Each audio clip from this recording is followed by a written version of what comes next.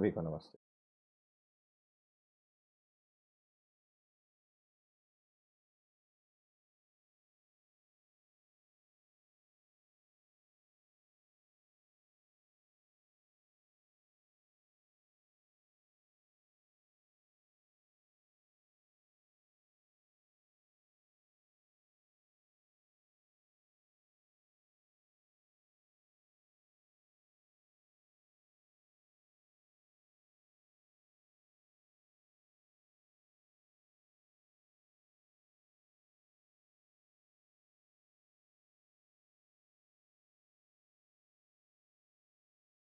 कुछ समय प्रतीक्षा कर लेते हैं।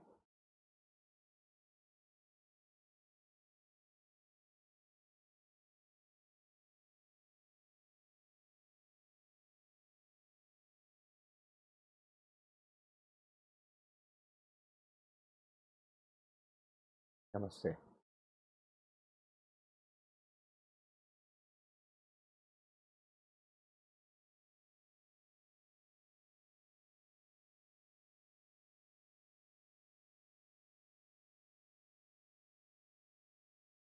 हरिहर नमस्ते।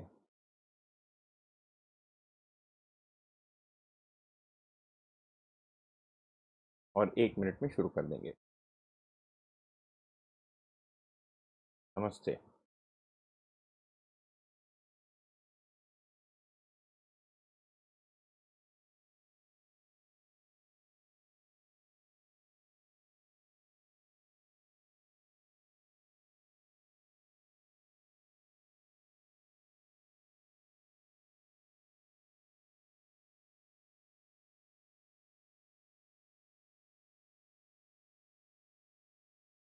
ठीक है, मुझे लगता है हम लोगों को शुरू कर देना चाहिए। सॉफ्टवेयर की हाँ, ठीक है। हम लोग अध्याय क्रमांक 54 चौपन बोलते हैं ना हिंदी में, 54 54। हाँ, तो 54 योग अभ्यास नाम के अध्याय में जो लिखा है उसको समझने का हमने आज सवेरे उस क्रम को शुरू किया था, उसी को आज पूरा करेंगे। आज अभ्यास दर्शन का आखिरी सत्र है और हम आखिरी अध्याय पर भी पहुंच गए हैं। ठीक है, तो कुल मिलाकर योग में यदि देखेंगे तो ये धारणा ध्यान समाधि अथवा श्रवण ध्यान पूर्वक चरितार्थ होता है, ऐसा लिखा है इसमें। इसमें मैंने इंगित किया था कि धारणा ध्यान और समाधि शब्द का किया है, इनके अर्थ जो है ये भिन्न है। ये किस रूप में भिन्न है इसको हम देखने का थोड़ा सा समय देंगे इसको अपने समरी वाले डॉक्यूमेंट में, उसमें विस्तार चर्चा में जाने के लिए ये उपयुक्त समय नहीं है, फिर कभी उसको कर लेंगे। ठीक है, तो हम यहाँ तक बातचीत करते हुए मुझे लगता है आ गए थे कि ठीक है, यहीं से शुरू करते हैं। स्थापित मूल्यानुभूति एवं उसकी निरंतरता ही योग अभ्यास की अर्थवत्ता है। ठीक है, तो कुल मिलाकर योग अभ्यास का जो मूल अर्थ है, अर्थवत्ता मतलब अर्थ से, अर्थ का मूल स्वरूप जो है योग अभ्यास का मध्यस्थ दर्शन के अनुसार, है ना, ये स्थापित मूल्यानुभूति है। ठीक है, तो इसमें जन्म मरण से मुक्त हो जाना या किसी मतलब रॉन्ग एसोसिएशन से मुक्त हो जाना, इस प्रकार की व्याख्या हमको इस जगह में तो मिलती नहीं। ये एक प्रधान हमको एक अंतर दिखता है। आगे बढ़ते हैं। चैतन्य प्रकृति में ही अनुभव योग्य क्षमता योगाभ्यास पूर्वक स्थापित होती है। ठीक है, तो अनुभव योग्य क्षमता स्थापित होने के लिए योग अभ्यास आवश्यक है। तो फिर ये प्रश्न बनता है कि ये अनुभव योग्य या योग अभ्यास करने की क्षमता आने के लिए हमको क्या करना है? उसके लिए मानवीयता से परिपूर्ण होना पड़ेगा। ये 2 क्रम में हो गया। प्रथम कदम है मानवीयता से परिपूर्ण होना। ठीक है, ये श्रवण मनन या अध्ययन तथा साक्षात्कार पूर्वक होता है। ठीक, इसमें मानवीय वृत्ति, है ना, मानवीय दृष्टि विषय स्वभाव और विकसित चेतना का ज्ञान हमको प्राप्त होता है। ये होने से मानवीयता पूर्ण जीवन के अनंतर, है ना, फिर अभ्यास के लिए प्रयत्न है। तो सीधे फिर अनुभव के लिए प्रयत्न करने का कोई तात्पर्य बनता है ना। इससे ये हम ऐसे भी इसका अर्थ हम अपने लिए एक निष्कर्ष के रूप में प्राप्त कर सकते हैं। तो अनुभव करने के लिए इच्छा हो सकती है, कामना हो सकती है, कल्पना हो सकती है, परंतु अनुभव होने की आवश्यकता महसूस होना, तो यदि हम भाषा के रूप में आज के दिन देखेंगे कि मैं यदि कहूँ कि मुझे अनुभव चाहिए, है ना? तो अनुभव चाहने का तात्पर्य क्या हुआ? है ना? तो अनुभव चाहने का तात्पर्य 2 ही हुआ, एक तो वास्तविकता को जैसा है वैसे मैं समझना चाहता हूँ, स्वयं के वास्तविक स्वरूप को मैं स्वयं अनुभव करना चाहता हूँ, समझ सकता हूँ एक। दूसरा, या तो मैं दुखों और समस्याओं से मुक्त होना चाहता हूँ या सुख, शांति, संतोष, आनंद युक्त होना चाहता हूँ, है ना? एक आज से एक बेहतर स्थिति में एक अनुभव के रूप में मैं होना चाहता हूँ, इससे अच्छा मानव बनना चाहता हूँ, इससे अधिक उपयोगी बनना चाहता हूँ। भाषा के रूप में तो कामना, इच्छा के रूप में ये सारी चीज़ें बनेगी। परंतु जिज्ञासा के रूप में, और यहाँ पर जो जिज्ञासा जो है, और आगे अनुभव दर्शन शायद पुस्तक आएगा, उसमें जिज्ञासा की बात प्रथम ही वाक्य की जिज्ञासा से शुरू होता है, यह ब्रह्म जिज्ञासा है। ये जो जिज्ञासा है ये बुद्धि में बनता है, ठीक है ना? उसके पहले अनुभव के लिए आवश्यकता इस अर्थ में बनेगी कि हम वास्तविकता को जैसा है वैसा देखना चाहते हैं, जैसा है वैसा जानना मानना चाहते हैं। इसीलिए वो जो आवश्यकता है वो साक्षात्कार की मानवीयता पूर्वक जीने की आवश्यकता है, मानवीय दृष्टिपूर्वक जीने की आवश्यकता है ना? और उपयोगिता को सिद्ध करने की आवश्यकता है, हमारे में सदुपयोग करने की आवश्यकता है। इस रूप से ये बनता है, ठीक है? तो स्थापित मूल्यानुभव चैतन्य प्रकृति में ही अनुभव योग्य क्षमता योग अभ्यास पूर्वक फिर स्थापित होती है। तो ये 2 कदम में बहुत क्लियरली आ रहा है कि एक जो है हम मानवतापूर्ण जीवन को प्राप्त करें, वहाँ से फिर योग अभ्यास शुरू होता है अनुभव योग्य बनने के लिए, यही ये वाक्य दर्शा रहा है। मन, वृत्ति, चित्त, बुद्धि एवं आत्मा में ही अनुभव योग्य क्षमता जागृति पूर्वक होती है। जो भी क्षमता है ये मन, वृत्ति, चित्त, बुद्धि तथा आत्मा में भी ये जो क्षमता है हो रहा है, यहाँ पर तो यही लिखा है, ये सब चैतन्य इकाई में होने वाले अविभाज्य क्रियाएँ हैं, इनका विभाजन नहीं होता। ऐसा नहीं है कि आत्मा अलग हो जाएगा और मन वृत्ति जो है ब्रेन या मेधस के साथ रह जाएँगे, या प्रकृति का भाग रहकर रह जाएगा, ऐसा नहीं है ना? या आत्मा जो है कहीं अलग हो गया या मुक्त हो गया या विलय हो गया, ऐसी कोई भी भाषा के रूप में हमको ये वाले वाक्य हैं। आगे, ये सब चैतन्य इकाई में होने वाले अविभाज्य क्रियाएँ हैं, अनुभूति मूल्यों में से के लिए होती है ना?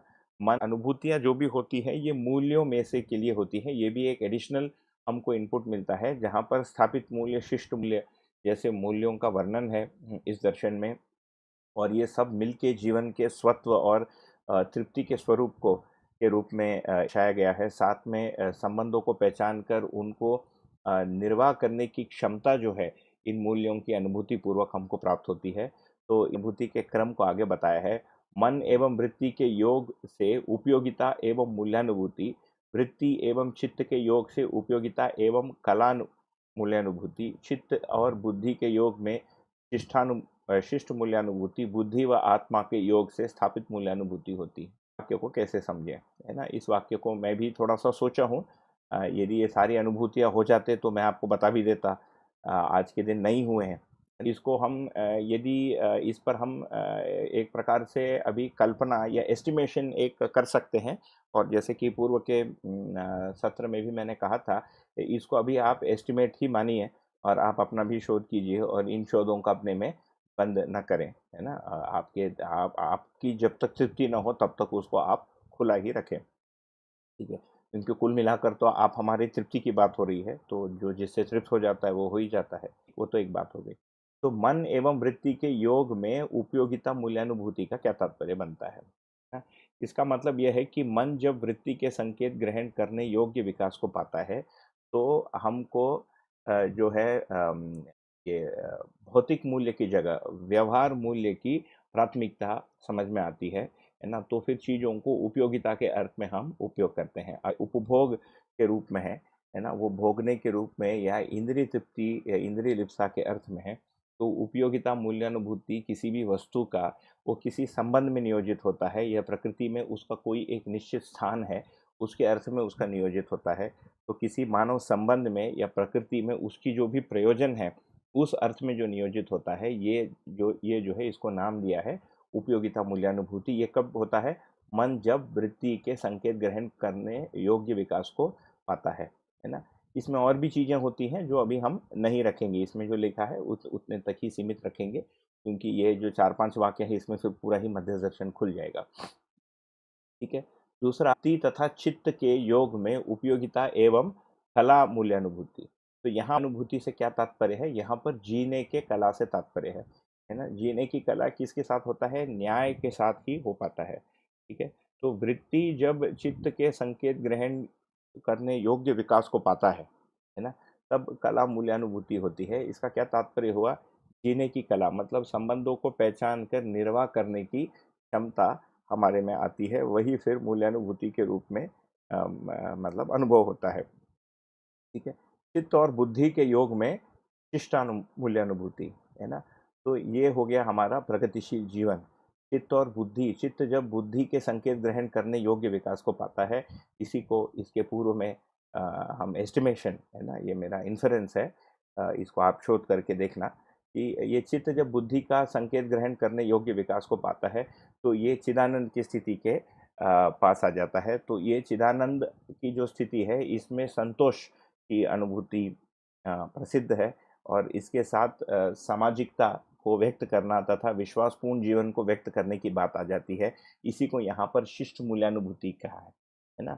इस जगह पर हम एक सेकंड यदि पॉज करके ये देखें कि क्या फिर इसका मतलब है कि चित्त और बुद्धि के योग में क्या स्थापित मूल्यानुभूति कुछ होगा भी कि नहीं होगा, है ना। और यहाँ पर स्थापित मूल्यानुभूति का तात्पर्य क्या है। ठीक, तो यहाँ पर स्थापित मूल्यानुभूति जो है, नौ स्थापित मूल्य हम व्यवहार के स्थापित मूल्यों के रूप में हम अध्ययन किए हैं, जो विश्वास से लेकर प्रेम तक है। परंतु इस वाक्य में स्थापित मूल्य में मानव मूल्य तथा जीवन मूल्य भी समाया है। ठीक, तो इसका ये तात्पर्य हुआ कि चित्त और बुद्धि के योग में शिष्ट मूल्यानुभूति की पूर्णता पाई जाती है। उसके साथ स्थापित मूल्य, मानव मूल्य तथा जीवन मूल्यों में से जो भी मूल्य उस स्तर तक अनुभव गम्य होती हैं, वो सारे भी अनुभव में उसमें कुछ शेष बचा रहता है। वो कब पूरा होता है, बुद्धि व आत्मा के योग में स्थापित मूल्यानुभूति के अर्थ में पूरा होता है। तो इस वाक्य को ऐसा पढ़ा जा सकता है कि बुद्धि और आत्मा के योग में स्थापित मूल्यानुभूति की पूर्णता पाई जाती है, चित्त और बुद्धि के योग में शिष्ट मूल्यानुभूति की पूर्णता पाई जाती है। वैसे ही वृत्ति और चित्त के योग में कला मूल्यानुभूति की पूर्णता पाई जाती है, तथा मन एवं वृत्ति के योग में उपयोगिता मूल्यानुभूति की पूर्णता पाई जाती है ना। तो ये सब इनके पूर्णता के अर्थ में इस रूप से दिया है। इसका ये मतलब नहीं है कि मन और वृत्ति के योग में जैसे स्नेह एक मूल्य है या शिष्ट मूल्य है, जैसे सामान्य रूप से अभी हम देखें कई केवल हमको जीवन विद्या या, है ना, इस प्रकार के ग्रुप से बाहर भी यदि देखें और इन ग्रुप के अंदर भी देखें, तो एक बार मानवता या मानवीयता और मानव धर्म और ये सब को हम कल्पना रूप में भी यदि स्वीकार लेते हैं, तो हमारे में से सहभागिता और सहकारिता और सौहार्दता का एक सामान्य रूप में एक स्वीकृति बनी जाती है ना। किसी भी परिचय शिविर में देखना या किसी अपने कोई संस्थानों में चले जाना, अन्य भी जितने भी संस्थाएं हैं, उसमें जो भी एक परस्पर सहयोगी सहकारी भाव है, ये लोगों में दिखता ही है। वो केवल हो सकता है कि किसी वर्ग से सीमित हो, है ना, वर्ग भावना से सीमित है या नहीं है, ये देखने की बात बनती है उसमें। और ये भी कोई गारंटी नहीं है कि कोई हम अपना दर्शन पढ़ लिया 2-4 बार तो वर्ग भावना से हम मुक्त हो गए, है ना, ये भी नहीं कह रहा हूँ। परंतु सामान्य रूप से हम ये देख सकते हैं कि ये जिसको हम शिष्टाचार कहेंगे, ये तो एक मनुष्य में सामान्य रूप से भी एक ये हमको मिलता ही है देखने को। इसकी सार्वभौमिकता और निरंतरता, जिसको अक्षुण्णता कहेंगे, ये होने के लिए, है ना, और इसकी संपूर्णता होने के लिए ये चित्त और बुद्धि के योग में ही हो पाता है। उसके पहले इसकी निरंतरता, इसकी सार्वभौमिकता, इसकी स्थिरता नहीं पाई जाती। तो इस वाक्य का ये तात्पर्य बनता है। फिर लिखते हैं, फलतः सत्ता महता में अनुभूति योग्य क्षमता सिद्ध होती है। तो बुद्धि और आत्मा के योग में स्थापित मूल्यानुभूति पूरा होने के बाद, है ना, इसके पूर्व में शिष्ट मूल्यानुभूति पूरा होने के बाद, मतलब 9 स्थापित मूल्य भी हो गए, है ना, 3 मानव मूल्य भी हो गए, धीरता वीरता उदारता, इसमें तो दया भी जुड़ जाएगा, कृपा करुणा भी आ जाएगा, तो 6 मानव मूल्य भी आ गए, और सुख शांति संतोष आनंद, यहाँ तक आने के बाद इसके फलस्वरूप सत्ता महता में अनुभूति योग्य क्षमता सिद्ध होती है। तो बहुत ही एक आप देखेंगे कि या हम देख सकते हैं कि बहुत ही एक सघन क्रम है, इसमें कोई भी रहस्य या कोई भी जंप नहीं है। है ना। मन वृत्ति के अनुसार होने के बाद ही वृत्ति चित्त के संकेत को स्वीकार पा रहा है ना, और उससे संबंधित एक दर्शन, ज्ञान और एक तृप्ति और एक आचरण, ये 3 चीज़ें हर स्टेज में हो रही है, ठीक है ना। तो एक मतलब जीवन के प्रत्येक स्तर में कुछ ज्ञान के रूप में कुछ समझ में आ रहा है, उससे संबंधित एक तृप्ति है, उसकी संबंधित एक आचरण वाला पक्ष है जो व्यवहार और उत्पादन तथा व्यवस्था में भागीदारी पूर्वक दर्शाता है। तो भास, आभास, प्रतीति और अनुभूति के से होते हुए ही जीवन में अनुभव होना है। किसी में भास, आभास नहीं हुआ और प्रतीति और अनुभूति हो गया, ये संभावना नहीं है ना। और भास, आभास हुआ और प्रतीति की आवश्यकता नहीं और सीधे ही अनुभव हो गया, इसके भी संभावना नहीं है। तो किसी को बोध ही नहीं हुआ और सीधा अनुभव हो गया, ये तो जीवन में उसकी संभावना है ही नहीं, है ना। क्योंकि ये जो पहला लाइन था इसी अध्याय में, ये स्वप्रेरणा पूर्वक होता है।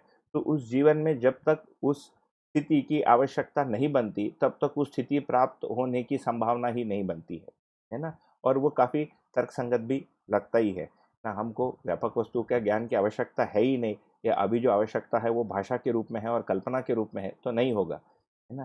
कैसे होगा? तो इसी रूप से हम इसको देख सकते हैं। तो ये काफ़ी एक प्रकार से कड़ी से कड़ी जुड़ी हुई एक विधि हमको दिखता है इन मूल्यानुभूति के रूप में। आगे बढ़ते हैं। यही सत्तामयता में संपृक्तता की अनुभूति है जो ब्रह्मानुभूति है, ये क्लियर कर दिया। तो अनुभव दो नहीं है, एक ही है। फिर कहते हैं यही प्रेमानुभूति है ना, जो थर्ड लास्ट लाइन है, यह आत्मा में होने वाली विशेषानुभूति है। ठीक, तो ये गौर करने का एक बिंदु है। प्रेम मूल्य को चित्त के चिंतन क्रिया में रखा है। 122 आचरण, मानव व्यवहार दर्शन किया है। हम जब वहाँ देखते हैं तो चित्त में चित्त के चिंतन क्रिया में, है ना, प्रेम, श्रद्धा और वात्सल्य को रखा है। यहाँ पर ये बहुत स्पष्ट रूप से दिया है कि अनुभव में चित्त तो आप्लावित या चित्त तो बुद्धि के अनुसार होगा ही होगा, बुद्धि आत्मा के अनुसार होगा ही होगा, मगर आत्मा में भी फिर प्रेमानुभूति हो रहा है, ऐसे यहाँ इंगित किया है। व्यापकता एवं विशालता में ही अनुभूतियाँ हैं। तो ये अनुभूतियाँ किसमें है? क्योंकि आत्मा ही अंततः वो क्रिया है, मध्यस्थ होने के कारण, है ना। आत्मा को सीधे सीधे अनुभव करने की जो पात्रता है वो आत्मा में ही है ना। बुद्धि में उसका बोध होता है, ठीक है। तो बुद्धि में व्यापक वस्तु का, शून्य का या ब्रह्म का, ब्रह्म ज्ञान जो है ये आत्मा का ही विषय है। और आ, ये शून्य वस्तु अपने में विशाल है ना। इस कारण से आत्मा जो है व्यापकता एवं विशालता में का अनुभव करता है। इसको इन्होंने कहीं लिखा भी है कि चैतन्य क्रिया ने, इकाई ने दूर दूर तक फैला हुआ चीज़ों को देखा है ना। ये आप शायद कर्म दर्शन या उसमें कहीं आया होगा, आप पढ़े होंगे। तो आगे अब इन मूल्यों में ये मूल्य कैसे फैलते हैं, इसके बारे में अगले अध्याय में दिया है। साम्य सहज एवं पूर्ण भेद से शिष्टता, विशाल विशालतर एवं विशालतम भेद से स्थापित मूल्य हैं जो इस प्रकार हैं। तो यहाँ पर एक टेबल है, ये पहले वाले टेबल में इसमें दिख नहीं रहा है, ऊपर चले गया वो, पर ये विशाल मूल्य है इस तरफ, और इसके ऊपर जो है साम्य शिष्टता। ठीक, तो पहले 3 में ममता, वात्सल्य और सम्मान दिया है। दूसरे सेट में नंबर 4, 5, 6 में कृतज्ञता, श्रद्धा तथा गौरव दिया है। और आखिरी में जो है सम्मान, ये स्नेह, विश्वास और प्रेम दिया है, जो हमको अभी दिख नहीं रहा है स्क्रीन में। तो इसका मतलब क्या हुआ? इसका कुल मतलब ये हुआ कि एक अध्ययन के एक स्थिति में ममता, वात्सल्य और सम्मान का अधिकार बन जाता है। बाकियों का भास, आभास, प्रतीति रहता ही है। उसके आगे की स्थिति में आने से उन पर भी अधिकार बनता है, जो कृतज्ञता, श्रद्धा और गौरव के रूप में हमको समझ में आता है। और अंततः ये जो 7, 8, 9 है, स्नेह, विश्वास और प्रेम, है ना, इन पर पूर्ण अधिकार बनता है। क्योंकि ये स्नेह, विश्वास और प्रेम को यदि देखेंगे तो सबसे विशाल या विशालतम मूल्य के रूप में लिखा है ना। तो प्रेम तो प्रेमानुभूति के साथ है ही। विश्वास का मतलब है कि प्रत्येक मानव के साथ वो विश्वास अटूट रूप में बना ही रहना, हर समय के लिए रहना। और स्नेह वो मतलब एक प्रकार से किसी व्यक्ति के साथ जुड़ने के लिए जो मूल जो एक मूल्य हमको समझ में आता है, वो स्नेह के रूप में समझ में आता है। इसका ये मतलब नहीं है कि प्रारंभ में स्नेह और विश्वास बिल्कुल नहीं होगा, है ना। प्रेम का तो कहना कठिन है कि किसी को प्रेम मूल्य है या नहीं है। कल्पना रूप में हो ही सकता है, हमारे में ये एक कल्पना या भाव कई बार बनता है, परंतु वो सारे संवेदनशीलता के दायरे में ही पाए जाते हैं, है ना। अंततः प्रेम जो है ये आगे जाके बुद्धि का आत्मा के संकेत ग्रहण करने योग्य विकास को पाने के बाद हम प्रेम की निरंतरता को देख पाते हैं। उसके पहले हो सकता है कि प्रेम का भास आभास और प्रतीति ये किसी व्यक्ति या साधक या है ना किसी इंसान में देखा जाए। तो ये जो 3 सेट है, ये इस रूप से दिखता है कि ममता, वात्सल्य और सम्मान सर्वप्रथम एक रेंज तक बन जाता है। इससे विशाल जो मूल्य है, ये कृतज्ञता, श्रद्धा और ये 4, 5, 6 नंबर के जो मूल्य हैं, इनको यदि देखेंगे, तो कृतज्ञता कब बनेगी? जब हमको कोई सहायता प्राप्त हुई, है ना? और उस प्राप्त सहायता से हमारे में एक गुणात्मक परिवर्तन को हम स्वीकार पाए, देख पाए, तब उस इकाई के प्रति हमारे में कृतज्ञता बनी, है ना। इसीलिए ये किसी एक स्तर या कोई किसी गुणात्मक परिवर्तन के हाथ लगने के बाद ही फिर कृतज्ञता बनने की बात होती है, उसके पहले उसकी कामना भाषा रहती ही रहती है। श्रद्धा फिर क्या मूल्य बना?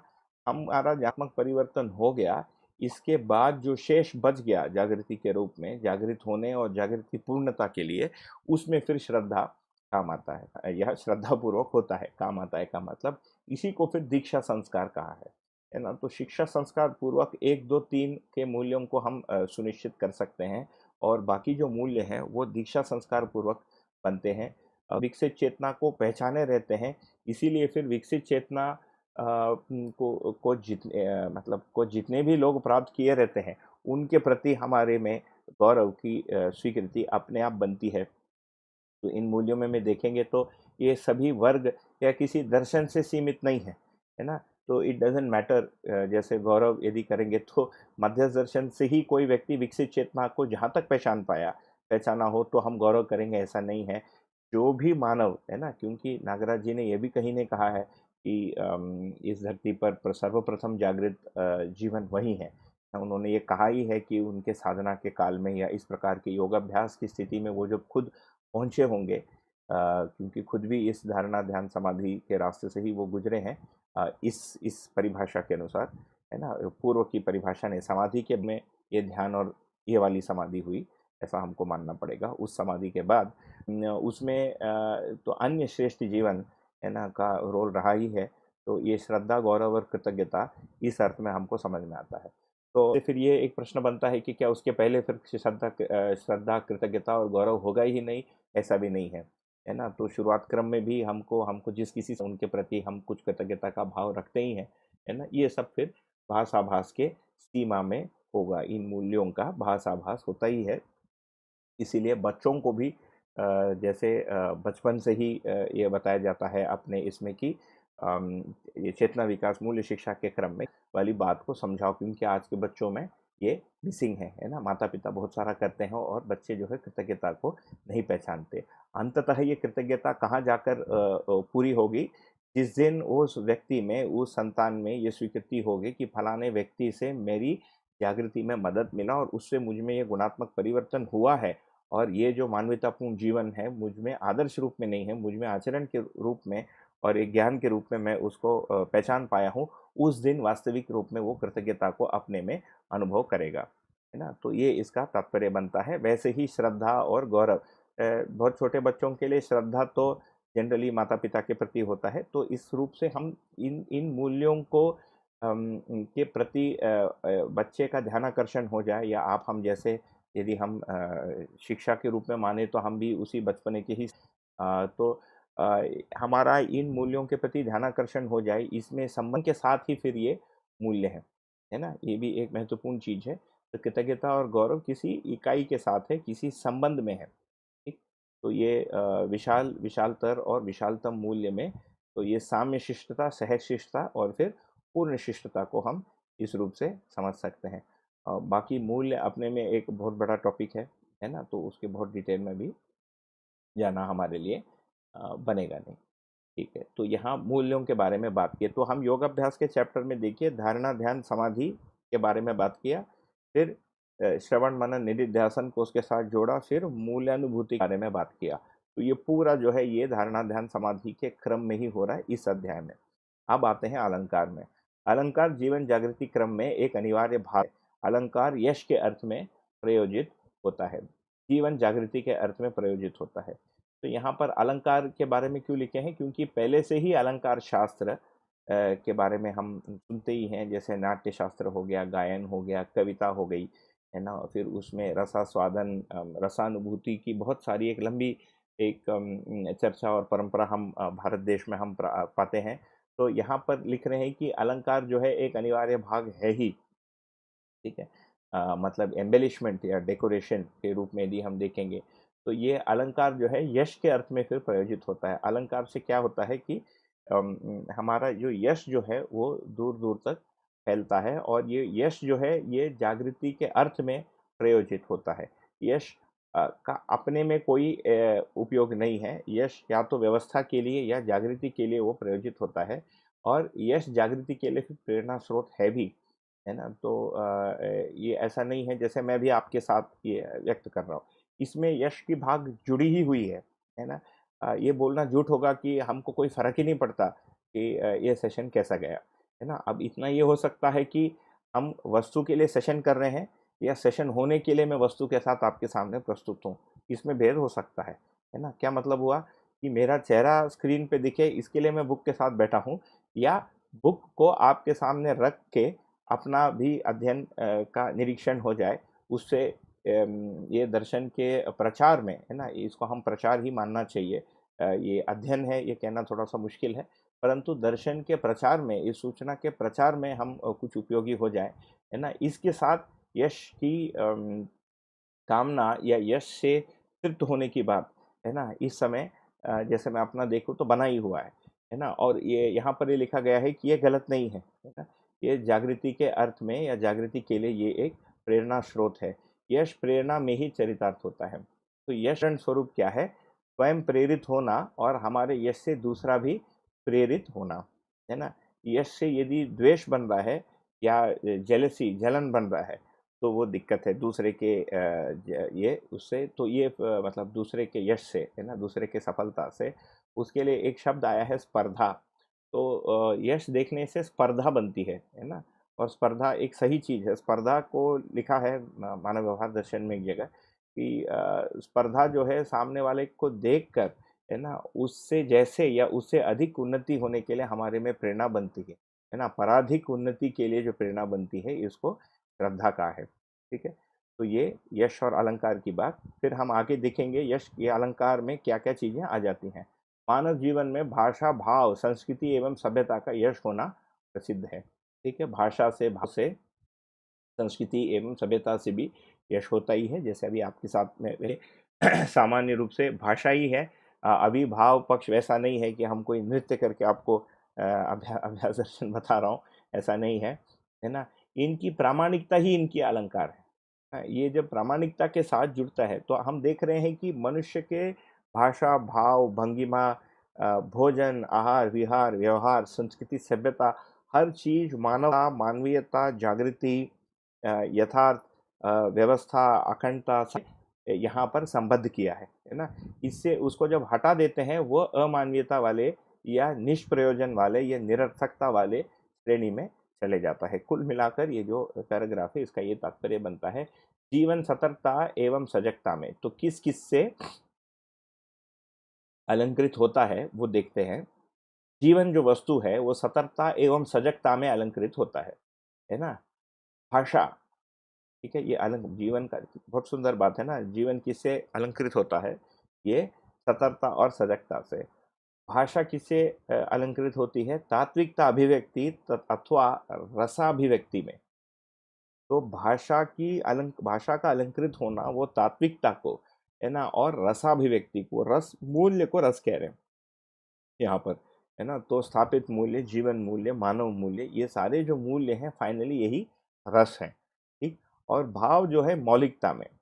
तो जो भी हमारे में हम जो भी भावों को प्रकट करते हैं या नृत्य के द्वारा, नाट्य के द्वारा, संस्कृति के द्वारा, सभ्यता के द्वारा जो भी भावों को हम व्यक्त करते हैं वो मौलिकता का भी होना पड़ेगा, है ना, तभी वो तात्विकता से जुड़ा है। तो उसी को फिर स्वभाव भी कहे हैं, है ना। तो स्वभाव संबद्ध या मानवीय स्वभाव संबद्ध या अतिमानवीय स्वभाव धर्म संबद्ध जो भी भाव है ये ही फिर मौलिकता है। और संस्कृति मानवीयता में, मानवीय संस्कृति का होना तथा सभ्यता गुणात्मक परिवर्तन में अलंकृत है। तो सभ्यता का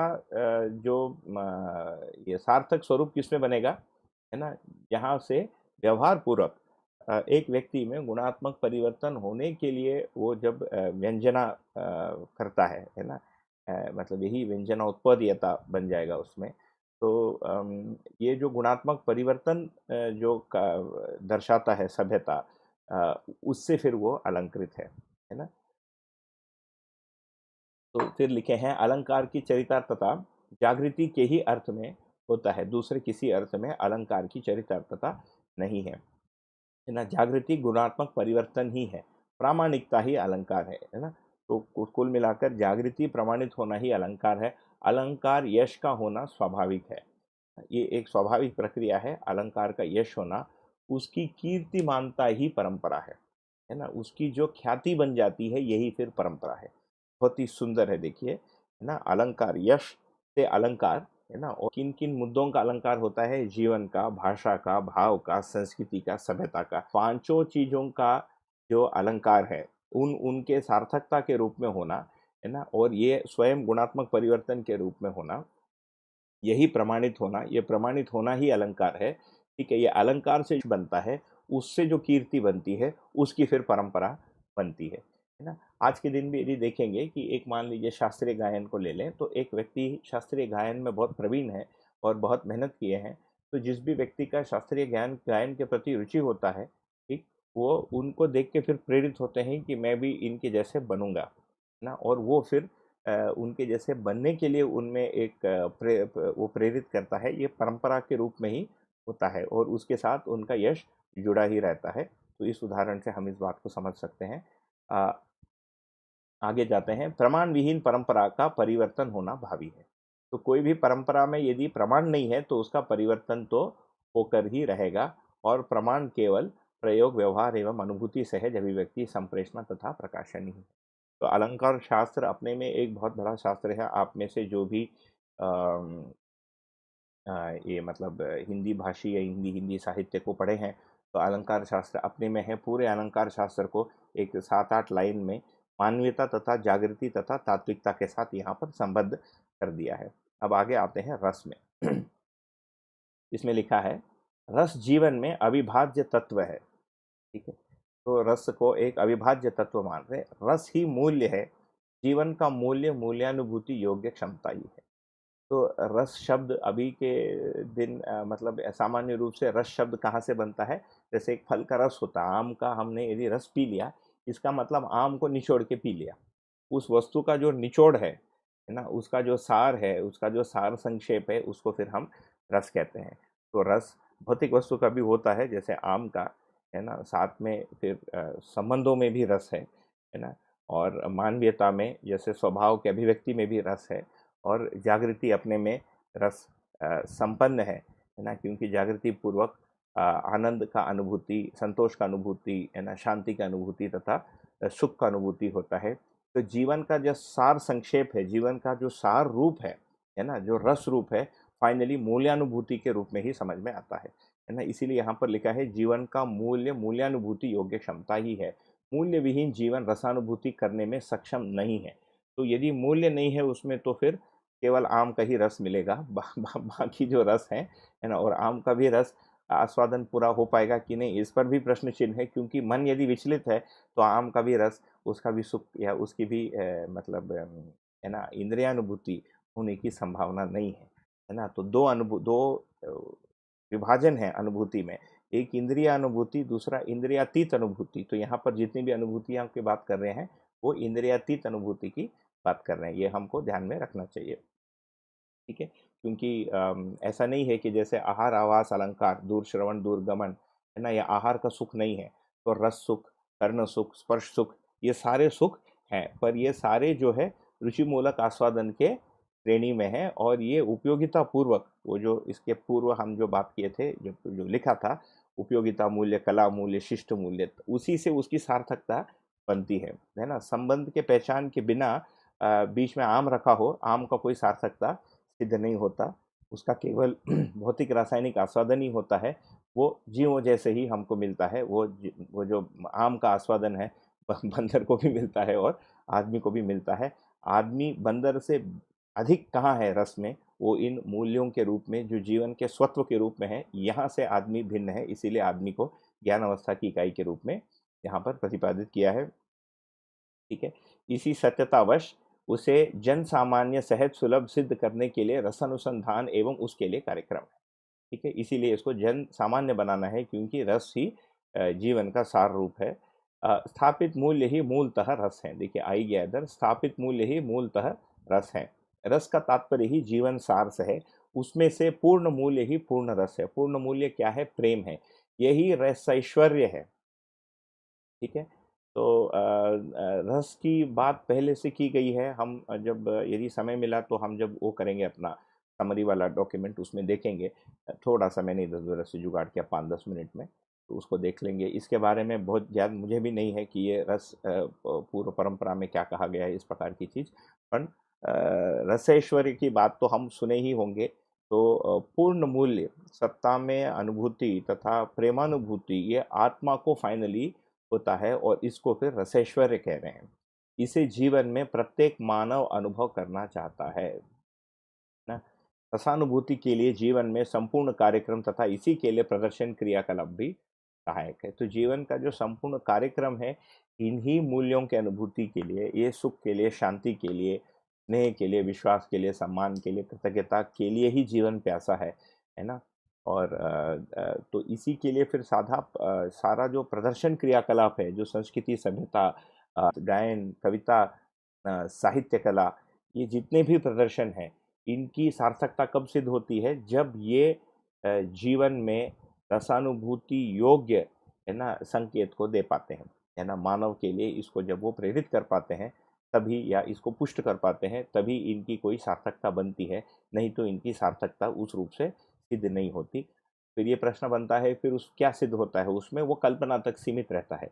तो कल्पना की सीमा में उसमें जो भी अनुभूति हो सकती है वो होगी, है ना। जैसे ये कथा पढ़ के बहुत लोग खुश होते हैं, है ना। ये क्या है, हास्य कवि भी होते हैं, है ना। तो उसको सुनकर भी हम हंसते हैं। तो हंसना जीवन में एक अनुभूति ही है ना। हर्षित होना, या हंसना, ये अपने में एक प्रसन्न होना, ये अपने में एक अनुभूति है ही है। ये मन की क्रिया है ना। परंतु जी, ये मानव का जो कहानी है मन तक रुकता नहीं है। मन से शुरू होता है, फिर वृत्ति चित्त बुद्धि होते हुए आत्मा तक जाता है ना। तो यहाँ पर इस गहराई की बात की गई है रसानुभूति के अर्थ में, है ना। तो ये फिर आगे आते हैं, इसी में नाट्य, अभिनय, नृत्य एवं प्रहसन भी सहायक है। तो ये सारे जो कला हैं, ये सारे इसी में, इसी के लिए सहायक है। तो कुल मिलाकर सारी ही चीज़ें मनुष्य में स्थापित मूल्यानुभूति करने के अर्थ में सहायक है। ठीक है, प्रधान माध्यम है। इन सभी का माध्यम जो है साहित्य है। तो साहित्य को सबसे ऊपर यहाँ पर रखा है। रसानुभूति रति शब्द से इंगित है ना। तो अभी रति किसको कहते हैं? अ, रथी परंपरा में है ना। तो एक देवता है, उनकी पत्नी का नाम रति है ना। तो वो कहते हैं कि रति जो है सुंदरता से भी जोड़ के रखा है उसमें। फिर प्रेम की भी बात, और फिर आगे जाके उसको भक्ति से भी जोड़े हैं। मनुष्य के कल्पना में, और अभी जैसे जिसको बोलते हैं चाइनीज विस्पर, एक आदमी कुछ बोलता है, उसके 100 साल बाद वो परिवर्तित हो जाता है। ऐसे परिवर्तित होते हुए रति जो है प्रेम या प्यार या मोह, है ना, या काम में जाके टिका दिया गया है, या टिक गया है ना, या चला गया है। जबकि यहाँ पर क्या कह रहे हैं? रसानुभूति रति शब्द से इंगित है। मूल्यानुभूति ही अंततो गत्वा तात्विकता एवं रति है। इसको क्लियर कर दिया। वो जो डिविएशन हो गया था रति शब्द के मीनिंग में, या पहले से डिविएटेड था, उसमें हम नहीं जाएंगे। उसको यहाँ पर सार्थकता प्रदान कर दी गई है। इस रूप में सत्यता ही तात्विकता है। मूल्य और मूल्यानुभूति से अधिक तात्विकता कुछ भी नहीं है। इससे अधिक कोई अनुभव नहीं है ना। और तात्विकता का ही अनुभव होता है। तो इसमें दो इंटरेस्टिंग चीज हमको एक साथ मिल रही है। इनका मतलब अ, रसानुभूति या मूल्यानुभूति के साथ जागृति, ये दोनों एक साथ चलते हैं जीवन में, मानव में। ठीक है, ये दोनों अलग नहीं। रसानुभूति को मैंने अलग कर दिया, मूल्य को अलग कर दिया, और तात्विकता को अलग कर दिया, ये फिर ये एक प्रकार से भ्रमित चित्रण का उपज है। सत्यता के उद्घाटन हेतु प्रयुक्त प्राप्त एवं स्थित साधन ही साहित्य है। बहुत ही जोरदार है ना, अगेन हैमर हेड परिभाषा है ना, हथौड़ा मार परिभाषा एक मिला है। सत्यता की उद्घाटन हेतु प्रयुक्त प्राप्त एवं स्थित साधन ही साहित्य है। ऐसे साधन मानव में शब्द आदि 5 रूपों में होते हैं। ठीक है। तो उनमें से शब्द पांचों इंद्रियों के द्वारा व्यक्त करने के अर्थ में फिर साहित्य है। उसमें से भी जो शब्देंद्रिय है ना, यही सबसे वरीयतम साधन है। उसके तुलना में दूर दूर तक फैलने व फैलाने योग्य उपयुक्त साधन और कोई नहीं। ठीक। तो अभी भी जो जैसे अभी ये ब्रॉडकास्ट कर रहे हैं ना, दुनिया में जो भी चाहता है इसमें जुड़ सकता है। धरती के 700 करोड़ लोग चाहे तो इस चैनल से जुड़ सकते हैं। तो ये शब्द का जो गति है ये सबसे ज़्यादा है और सबसे प्रबल है। मनुष्य में कल्पना मतलब शब्द को अर्थ में परिवर्तित करना और उसका अर्थ व्यंजित होने के लिए जो ताकत है वो सबसे ज़्यादा शब्द से ही होता है। इसलिए शब्द ही इसके लिए सबसे प्रबल माध्यम है, ये यहाँ पर लिखा है। फिर आगे लिखे हैं, शब्द ही भाषा, साहित्य, काव्य, संहिता एवं सूत्र के रूप में प्रयोजित होता है ना। इन सारों के मूल में शब्द ही है। तो शब्द का स्वरूप और उसकी सार्थकता को अभी स्थापित करेंगे, है ना। अलंकार के सार्थकता को स्थापित किया, फिर इसके रस के किया, अभी साहित्य के मूल में जो भाषा है उसके सार्थकता को स्थापित करने जा रहे हैं। भाषा शब्द भाषा विज्ञान से सुसंस्कृत होकर भाषा के रूप में अवतरित होता है, तब वह सार्थक होता है। ये सामान्य सा जानकारी है। तो भाषा विज्ञान का मतलब है कि इस व्याकरण से, ग्रामर के जो रूल्स हैं, रूल्स ऑफ लॉजिक से ही फिर लैंग्वेज बनती है। उसी से लैंग्वेज की सार्थकता सिद्ध होती है। फिर सार्थकता ही भाषा है।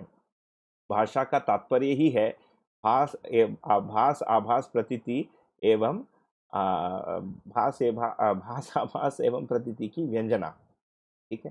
तो ये भी आप पढ़े ही होंगे। तो भाषा से भाव है ना, ये भाव जो है फिर भास आभास प्रतीति और अनुभूति के रूप में है। तो कोई भी हम वाक्य सुनते हैं, शब्द सुनते हैं, उससे हमारे मन में एक भाव बनता है ना। जैसे मैंने एक शब्द कहा कि मैं यहाँ से वहाँ गया और मुझे अच्छा लगा। आपने इस शब्द को सुन के आपके मन में एक भाव पैदा हो जाता है। या किसी जगह का मैं वर्णन करता हूँ कि उसके सौंदर्य को, तो उसको सुनने से आप में भी वो चित्र बनता है। यदि आप सुनना चाहते हैं तो वो चित्र मेरे में जो रूप था, मैंने जो देखा, मेरे स्मरण से मैंने जो वर्णन किया, वो रूप आप में भी स्थापित होता है। उसके साथ, उस रूप के साथ एक भाव आप में बन ही जाता है कि ये जो चित्र मैं दर्शा रहा हूँ वो अच्छा है कि बुरा है।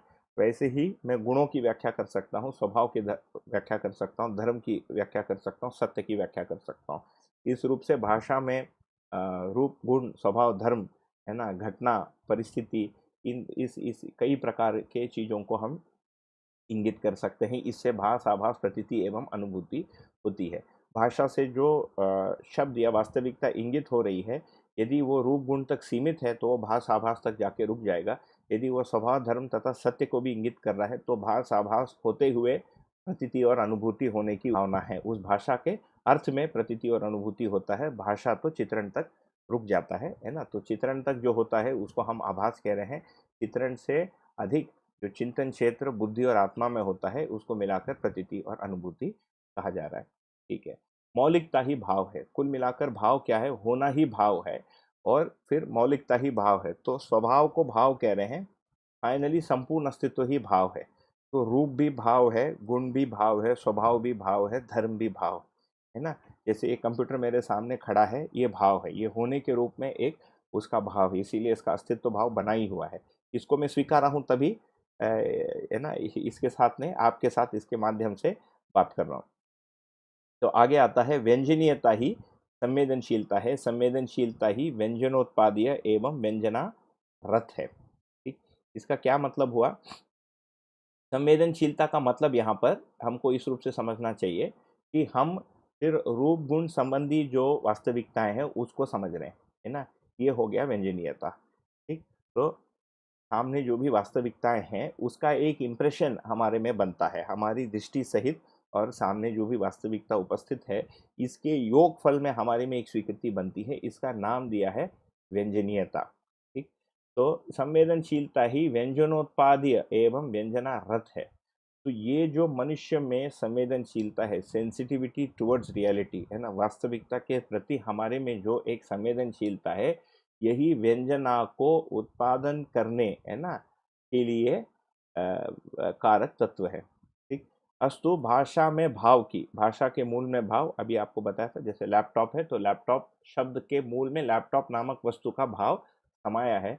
अस्तु भाषा में भाव की, भाषा भाव में शैली एवं भाषा भाव शैली में अलंकार एवं रस की, है ना। तो इसको एक एक करके ले लेंगे। भाषा के मूल में भाव है, भाषा के साथ जो भाव है उसमें फिर शैली भी आ जाती है। जैसे मेरे बात करने का एक शैली है, मेरे पास दूसरा शैली है ही नहीं, मैं एक ही तरीका जानता हूँ बात करने का, किसी और का दूसरा शैली होगा। तो भाषा के साथ भाव और उसके साथ शैली बन गई। उस शैली में अलंकार एवं रस का होना, फिर अलंकार एवं रस में भाषा विज्ञान का होना, भाषा विज्ञान में भाषा के आश्लिष्ट एवं संश्लिष्ट भेद प्रभेद से साहित्य रचनाएं हैं। हाँ, जोरदार। तो आश्लिष्ट एवं संश्लिष्ट का मतलब क्या है? ढका हुआ, घिरा हुआ, इसको आश्लिष्ट और संश्लिष्ट कह रहे हैं।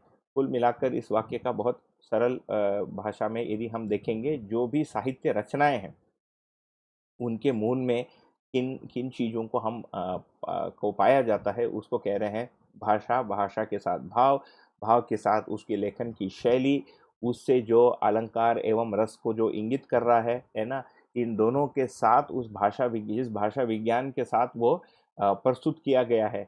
और ये दोनों जो है ना, ये भाषा विज्ञान से फिर ये ढका और घिरा हुआ है। तो फाइनली जो कंटेनर है वो भाषा विज्ञान है।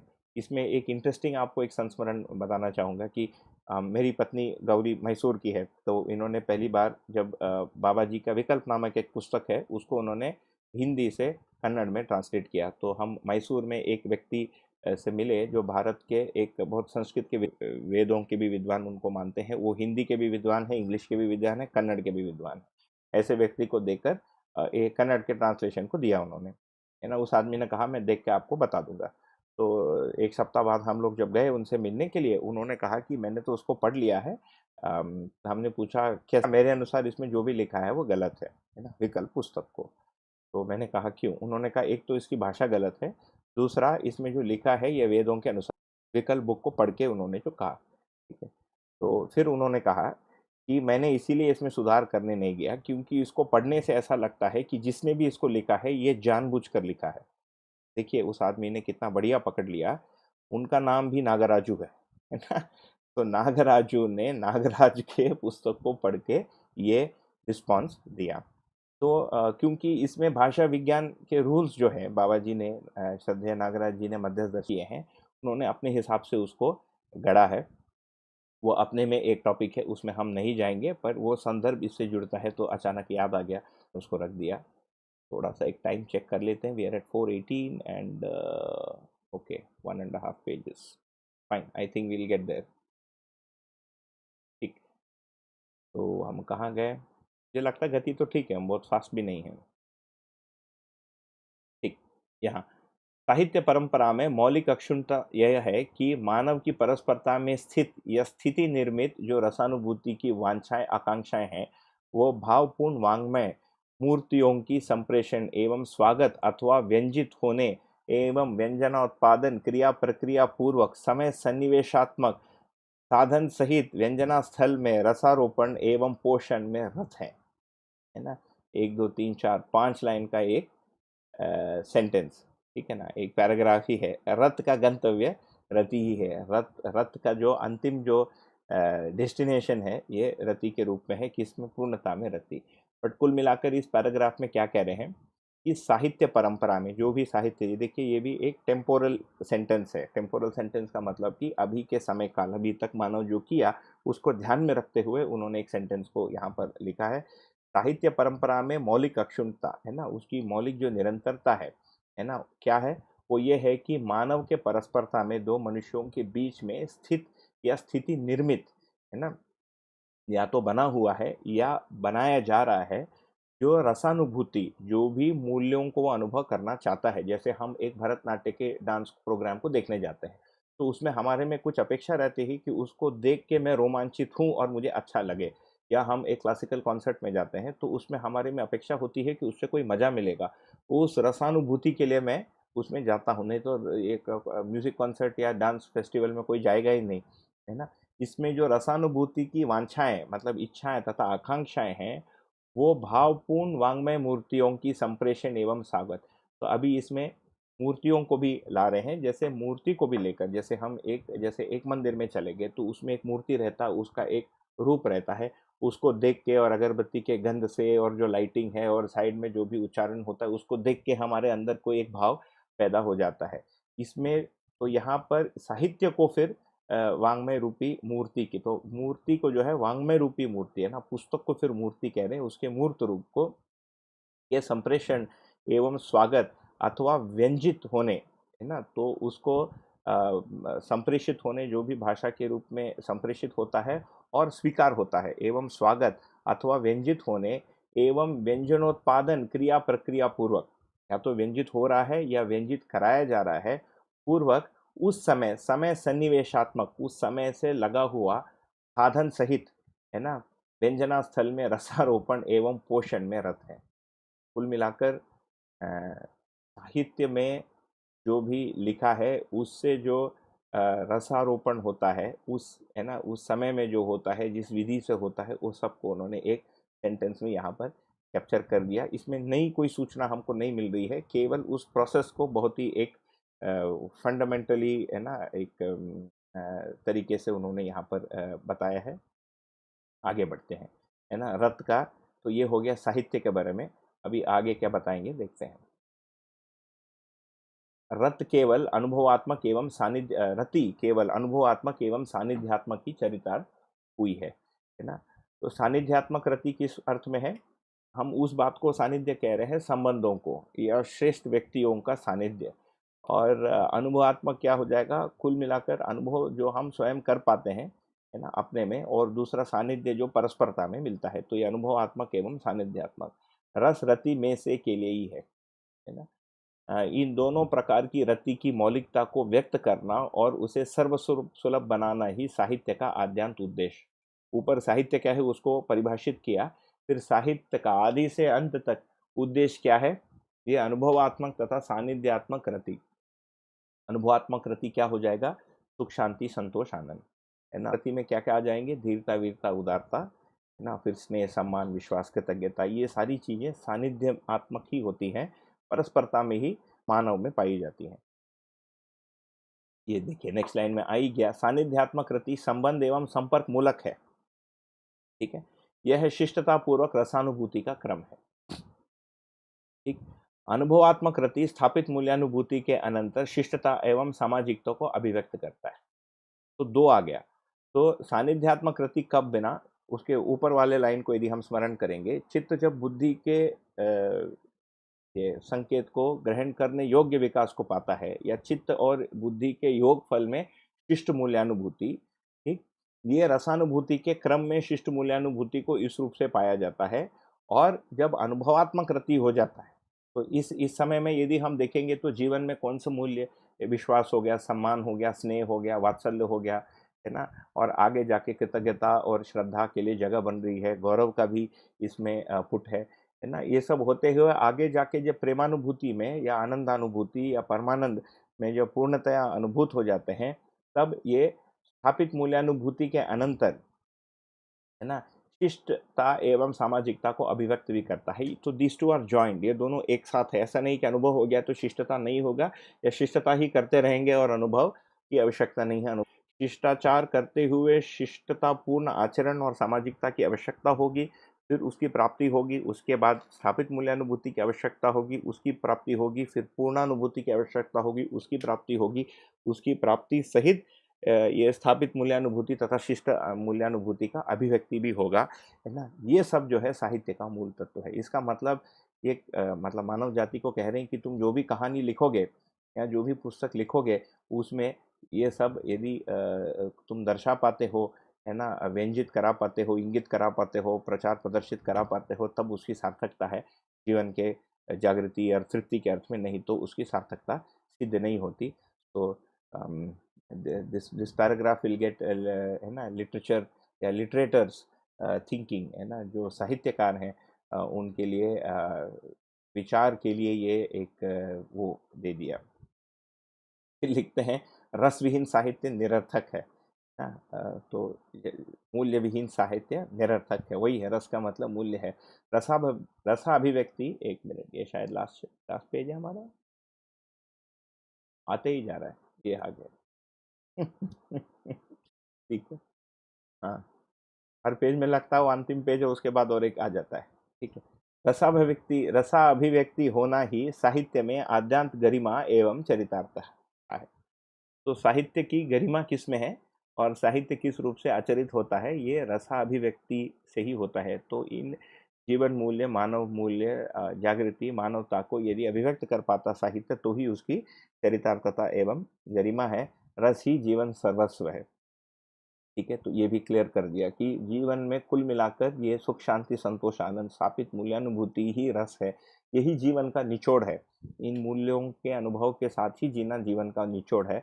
ये भी यदि हम देखेंगे तो ये सुनने में आता है, जैसे पहले भी है ना, आत्मा में ईश्वर की रसानुभूति होती है, ऐसे सुनने में आता है।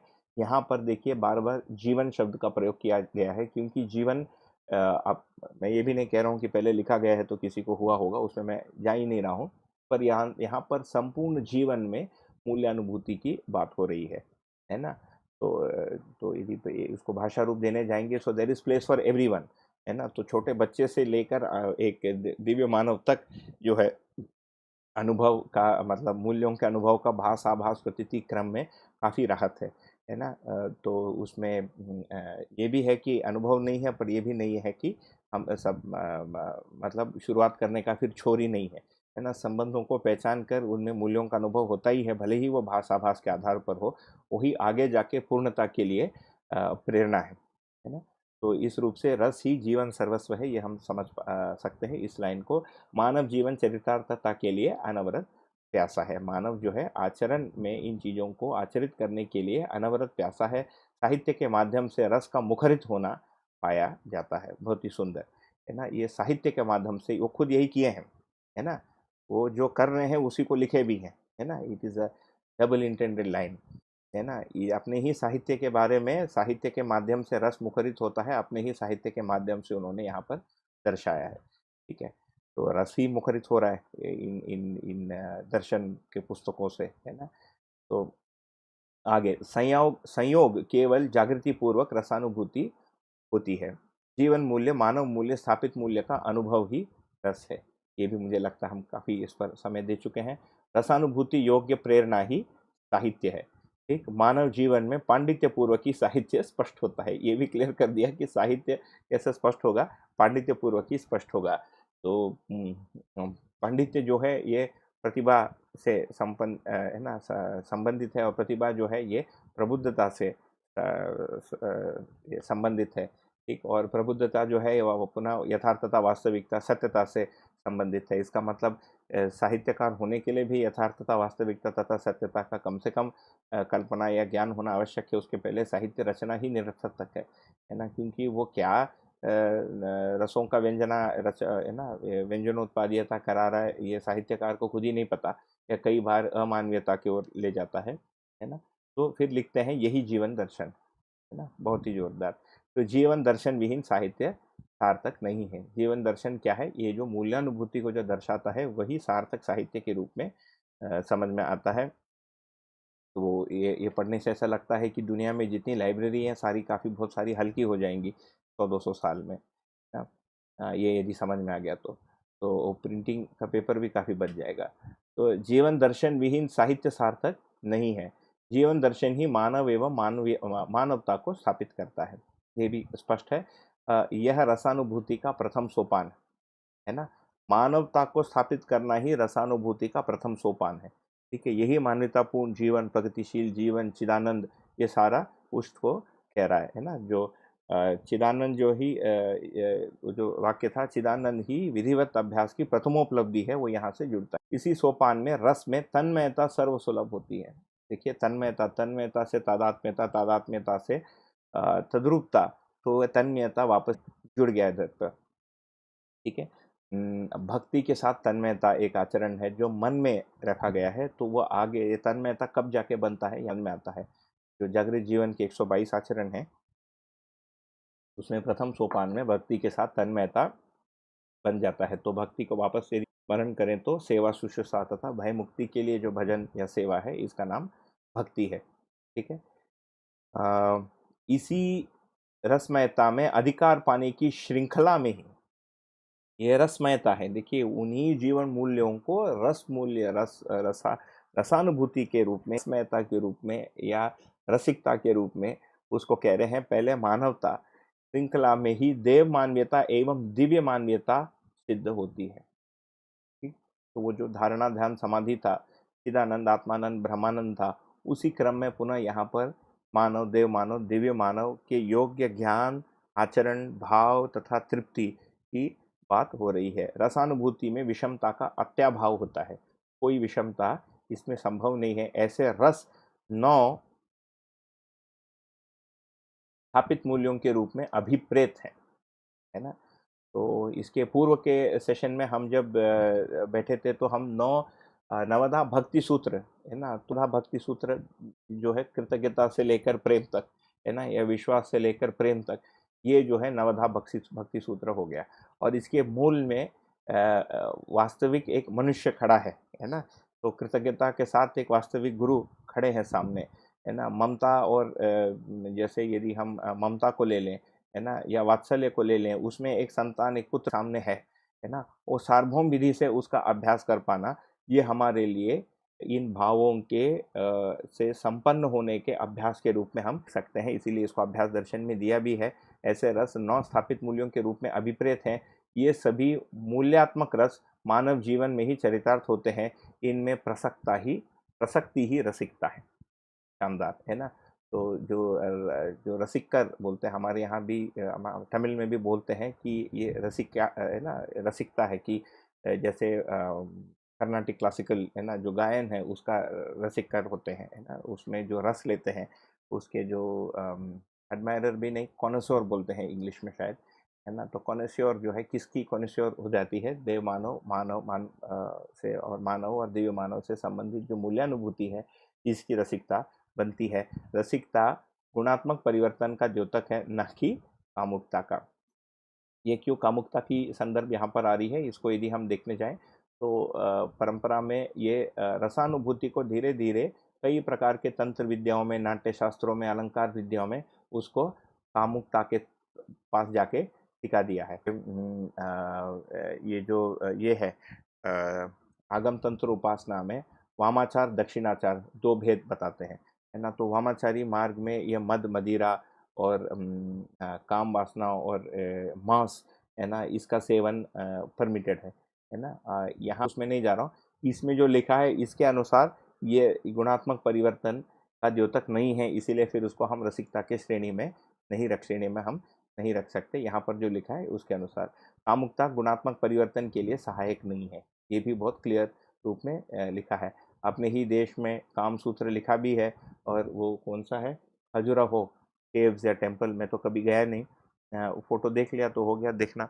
तो इसमें जो है कामुकता को बहुत श्रेष्ठ मान के उससे किसी हायर है ना स्टेट को प्राप्त करने, हायर उच्च स्थिति को, गुणात्मक परिवर्तन ही उच्च स्थिति है, को प्राप्त करने की कल्पना या प्रयत्न किया गया होगा। उसमें हो सकता है उससे जो भी सफलता मिली होगी, परंतु उसमें ये 9 स्थापित मूल्यों की अनुभूति और हम जिसको यथार्थता, वास्तविकता, सत्यता के रूप में यहाँ अध्ययन कर रहे हैं, ये तो संभव नहीं है यहाँ जो लिखा है इसके अनुसार। ठीक है।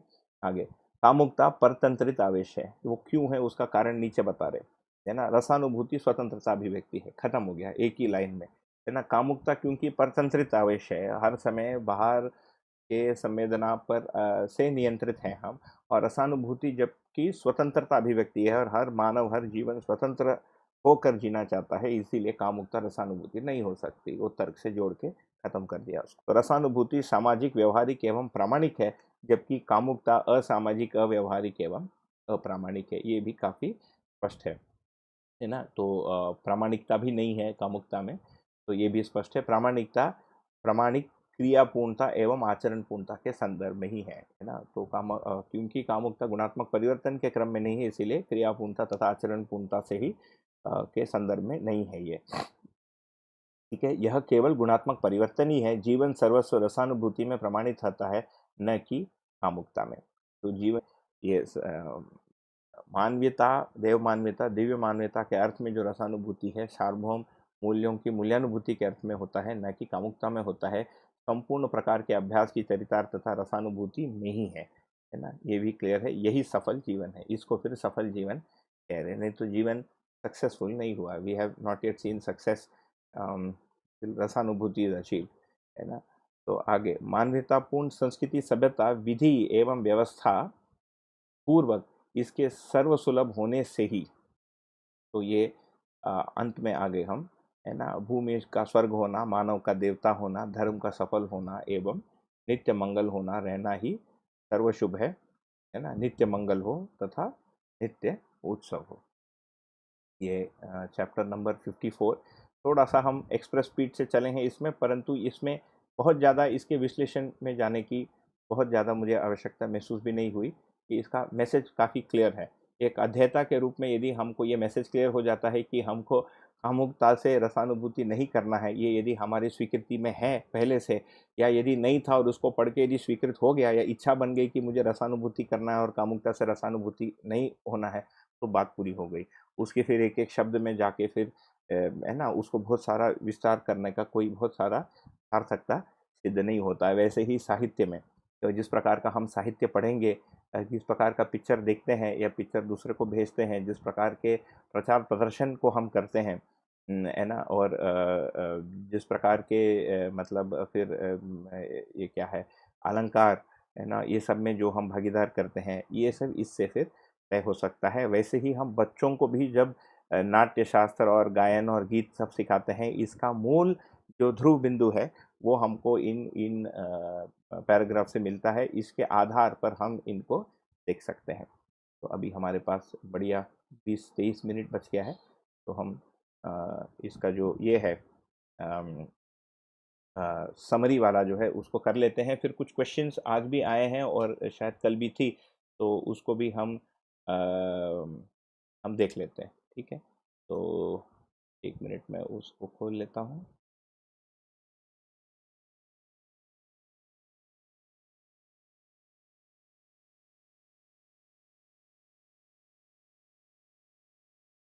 खुल गया।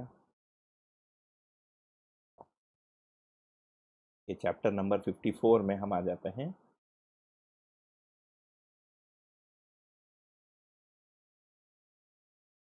ऐसे आज तो, कल से तो टेक्निकली लॉकडाउन भी खुल गया है ऐसा बता रहे हैं।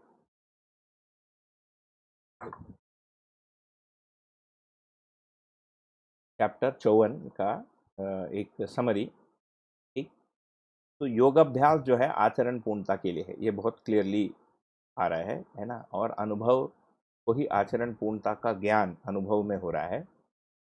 इसको एक जगह चिंतनाभ्यास भी कहा है ना, योग अभ्यास को। यही फिर चिंतनाभ्यास के रूप में हम पहचान पाते हैं। तो चिंतन अभ्यास में एक प्रकार से यदि हम देखेंगे तो एक्चुअली वो थोड़ा सा डिविएशन हो जाएगा, परंतु या इसको अंत में कर देते हैं, है ना। चिंतन अभ्यास वाले भाग को अभी जो लिखा है उस तक सीमित रहते हैं।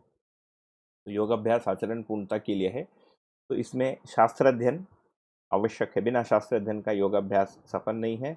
उपदेश, है ना, जो भी एक जागृत व्यक्ति से जो भी उपदेश या मार्गदर्शक दर्शन मिला है, तथा स्वप्रेरणा, है ना, प्रामाणिकता के साथ इन सारी चीज़ों के होने से ही योगाभ्यास सफल है।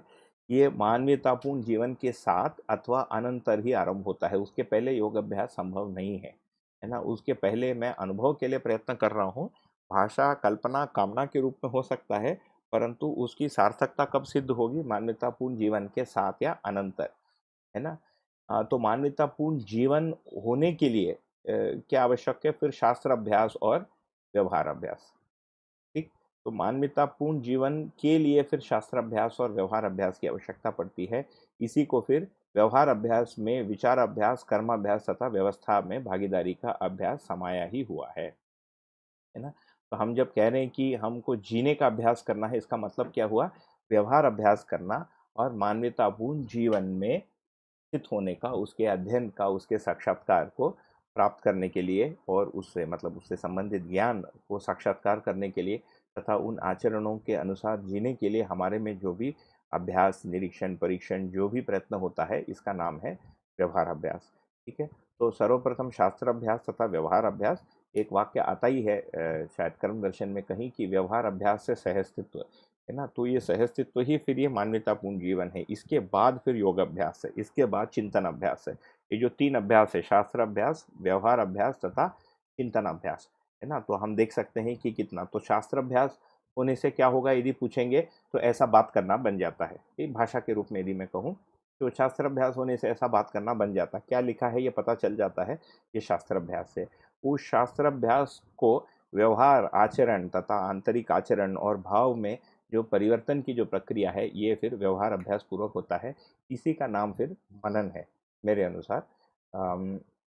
और इनके योग फल में जो साक्षात्कार पूर्वक मान्यतापूर्ण जीवन में स्थित होने के अनंतर फिर चिंतन अभ्यास का प्रारंभ होता है, जो धारणा, ध्यान, समाधि वाले लिंक से जुड़ेगा नीचे। तो कुल मिलाकर इसकी जो उद्देश्य है योग अभ्यास की, ये स्थापित मूल्यानुभूति तथा पूर्ण जागृति है, ये स्पष्ट है। अब धारणा, ध्यान और समाधि के बारे में हम जो पढ़े थे वहाँ, वो यहाँ पर संक्षेप में लिखा है। इसमें जो फर्स्ट बुलेट है वो परंपरा में जो लिखा था उसको मैंने यहाँ पर लिखा है, जस्ट एक लाइन। परंपरा में क्या लिखा है, धारणा को पतंजल योग सूत्र में देश काल में चित्त वृत्ति का स्थापित हो जाना, है ना। उसमें एक्चुअली जो लिखा है देशबंध चित्तस्य धारणा, है ना। यहाँ पर यदि हम देखें और ये एक क्वेश्चन मार्क डला है मेरे ओर से येलो में कि ये अंडर प्रोग्रेस है। अंडर प्रोग्रेस का मतलब ये एक मेरी एक इवॉल्विंग इन्फ्रेंस है, तो आप भी इसको एक इवॉल्विंग इन्फ्रेंस के रूप में ही मानिए, उसको आप खुद स्वयं शोध करके सोच सकते हैं। तो यहाँ इस पैराग्राफ में चैप्टर नंबर 54 में सेकंड बुलेट में जो लिखा है धारणा की स्थिति, ये कैसे होगा, मान्यतापूर्ण जीवन के अनंतर वांछित वस्तुओं का संयत होना पाया जाता है। ये जो लाइन है ये मेरे अनुसार अध्ययन पूर्वक प्रतीति या साक्षात्कार, है ना, या अवधारणा या साक्षात्कार की स्टेबिलिटी जिसका नाम है स्थिरता, जिसका नाम है अवधारणा, से ही ये आचरण स्थापित हो सकता है जीवन में। ये मेरे अनुसार मेरी एक एस्टिमेशन है।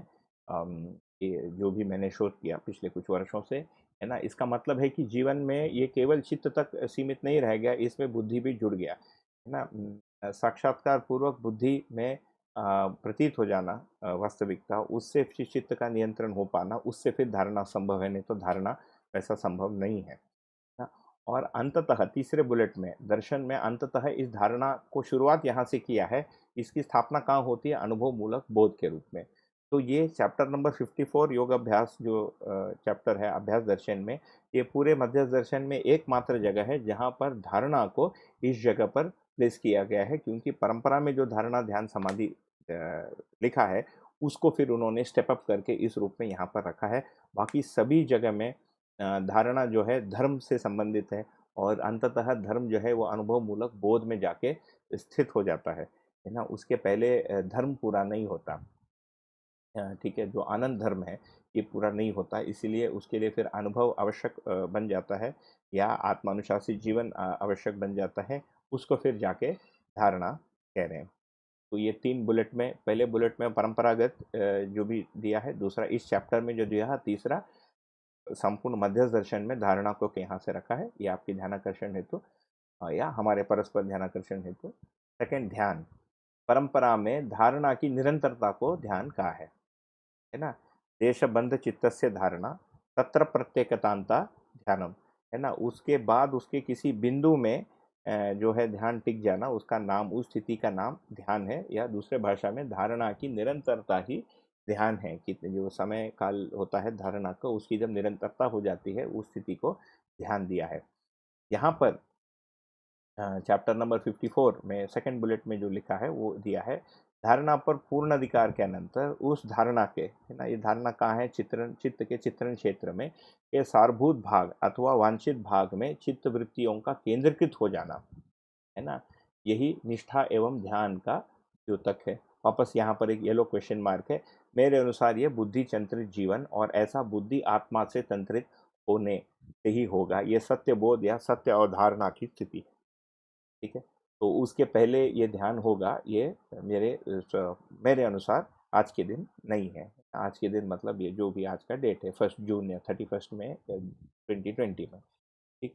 तो इसके बाद तीसरे में अन्य जगहों पर ध्यान को कैसे लिखा है, अज्ञान रहित बुद्धि के लिए अंतर्नियामन तथा ध्यान आवश्यक है। ये हमको मानव व्यवहार दर्शन से मिलता है ना। तो ध्यान को यहाँ पर इस रूप में मतलब सेकंड बुलेट में इस चैप्टर में जो दिया, थर्ड बुलेट में बाकी मध्य दर्शन में जैसे लिखा है उसको लिया। फिर समाधि शब्द को आते हैं।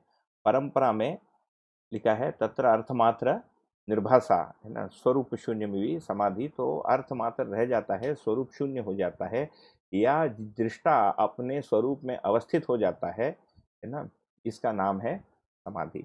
अब परंपरागत विधि से श्रद्धेय नागराज जी के वचन के अनुसार उनको जो समाधि की अवस्था प्राप्त हुई उसमें उनको ब्रह्म ज्ञान नहीं हुआ, नहीं जीवन के होने का ज्ञान हो रहा है।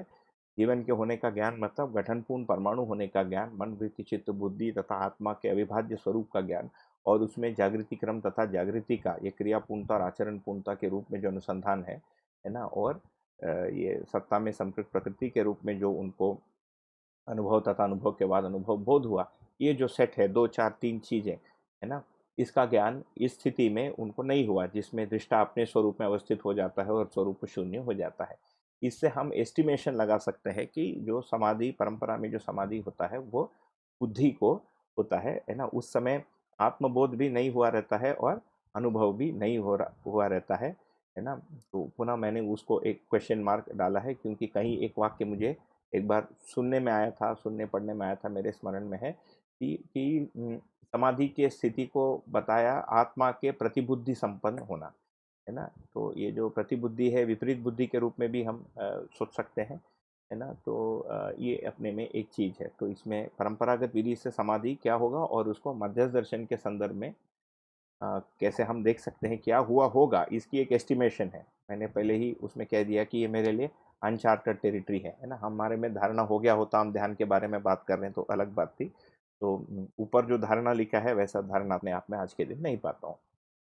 दूसरा, दर्शन में समाधि को पुनर्परिभाषित में उसको कहा है समत्व, है ना, समान अवस्था या भाव। समत्व को समाधि का है सत्ता महता में अनुभूति, है ना, ये मध्यस्थ क्रिया या आत्मा में होता है ना। तो इसके लिए जो परिभाषा दिया है समाधि के लिए, ध्येय के अर्थ मात्र में अथवा मूल्य मात्र में चित्तवृत्ति एवं संकल्प का निमग्न होना, है ना। तो बुद्धि का अपलावन हो जा रहा है तब जाके सत्ता महता में अनुभूति हो रही है, उसको फिर श्रद्धेय नागराज जी समाधि कह रहे हैं, है ना। तो समाधि का जो मूल जो आशय है उस शब्द से और उसकी जो भी व्याख्याएं सुनने में आती हैं वो जो है इस परिभाषा के अनुसार ही सफल हो पाता है। वो जिस विधि से चले जो जिसमें स्वरूप शून्य हो जाता है उसमें पूरा नहीं हुआ, है ना। व्यापकता एवं विशालता में ही अनुभूतियां हैं, इसी को सहज निष्ठा एवं सहज समाधि कह रहे हैं।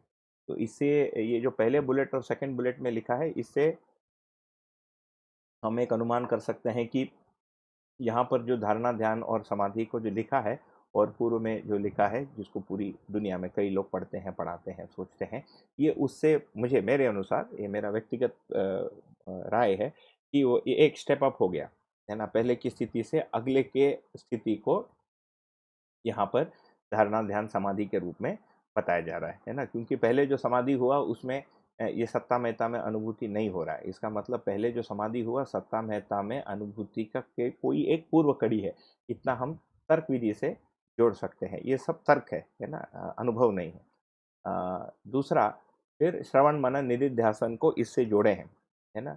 तो इसमें प्रथम बुलेट में परंपरा वाली बात नहीं लिखा हूँ, इसमें थोड़ा सा हमको ध्यान देने की बात मुझे पर्सनली लगती है कि अध्ययन की विधि में हम श्रवण मनन और निधिध्यासन के बारे में बात करते हैं। यहाँ पर जो श्रवण मनन निधिध्यासन लिखा है वो 2 स्टेप अप है। धारणा ध्यान समाधि सिंगल स्टेप अप है, यहाँ पर 2 स्टेप अप है ना। श्रवण के बाद की स्थिति को यहाँ पर श्रवण लिखा है। इस सूत्र में मुझे काफ़ी समय लगा उसको मतलब वर्कआउट करने में। तो उत्तर तो बहुत सरल निकला पर वर्कआउट करने में समय लगा। तो अध्ययन विधि में श्रवण किसको कह रहे हैं, सुनने से चित्रित होना, अर्थ का ग्रहण होना, है ना।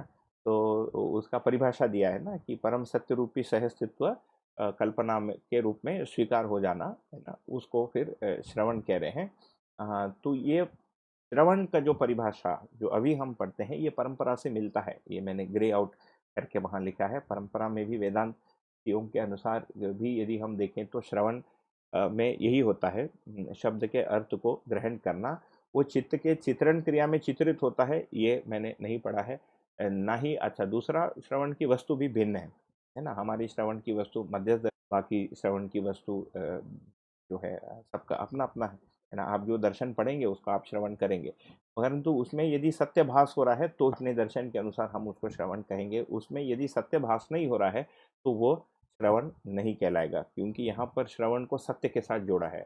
केवल भाषा के अर्थ को हम सोच लें और वो भाषा निरर्थक निकले तो इस डेफिनेशन के अनुसार वो श्रवण नहीं होगा या सार्थक श्रवण नहीं कहलाएगा। इस अध्याय में क्योंकि श्रवण को धारणा, श्रवण का तात्पर्य धारणा से है, वापस ये लो मार्क आ गया है, प्रतीति साक्षात्कार पूर्वक मानवीयता की स्थापना हो जाना, है ना। यहाँ पर ये तो ये फर्स्ट एंड सेकंड बुलेट में काफ़ी दूरी है ना। क्या दूरी है? फर्स्ट बुलेट के बाद शास्त्र अध्ययन हो जाना। फर्स्ट बुलेट का मतलब शास्त्र अध्ययन हो जाना। मध्य दर्शन के अध्ययन विधि के अनुसार जो भी नागराज जी के साथ चर्चाओं में आई है ना, अपने संवादों में संवाद पूर्वक जो प्राप्त हुआ, उसके बाद मनन होके फिर ये वाला बुलेट आता है। तो ये डबल जंप है ना, श्रवण इस चैप्टर में जो लिखा है मेरे अनुसार। आप भी इस पर सोचिए। मनन और ध्यान, अध्ययन विधि में मनन क्या है?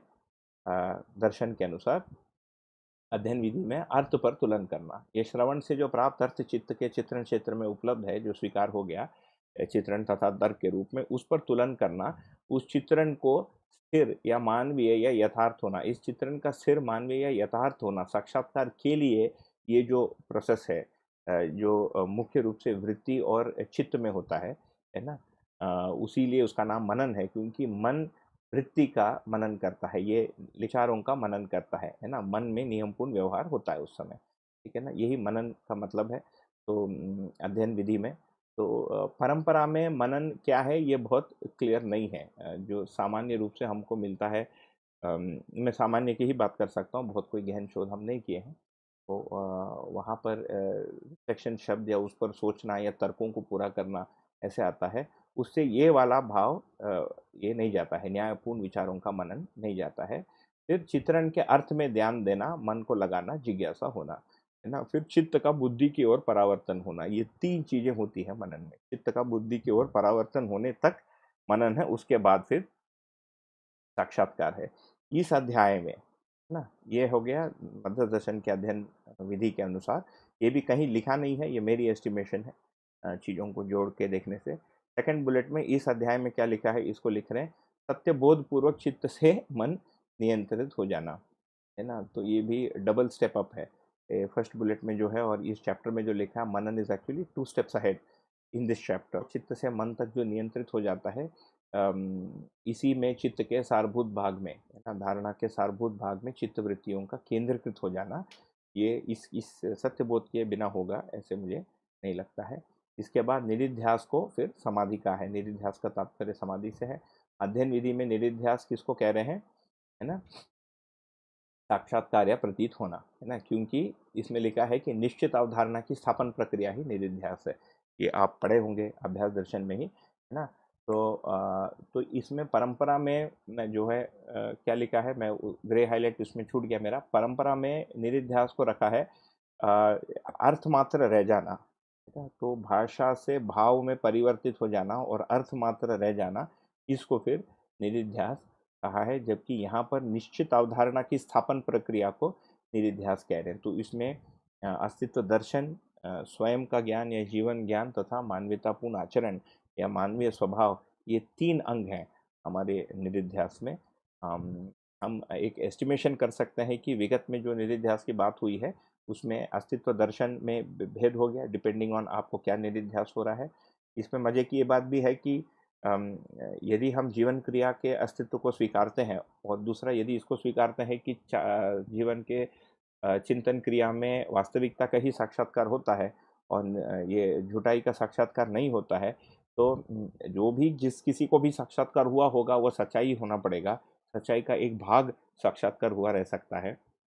ना, ये हम एस्टिमेशन कर सकते हैं। तो निधिध्यास के बाद अवधारणा है ना, सत्यबोध के रूप में, उसके बाद फिर अनुभव होता है।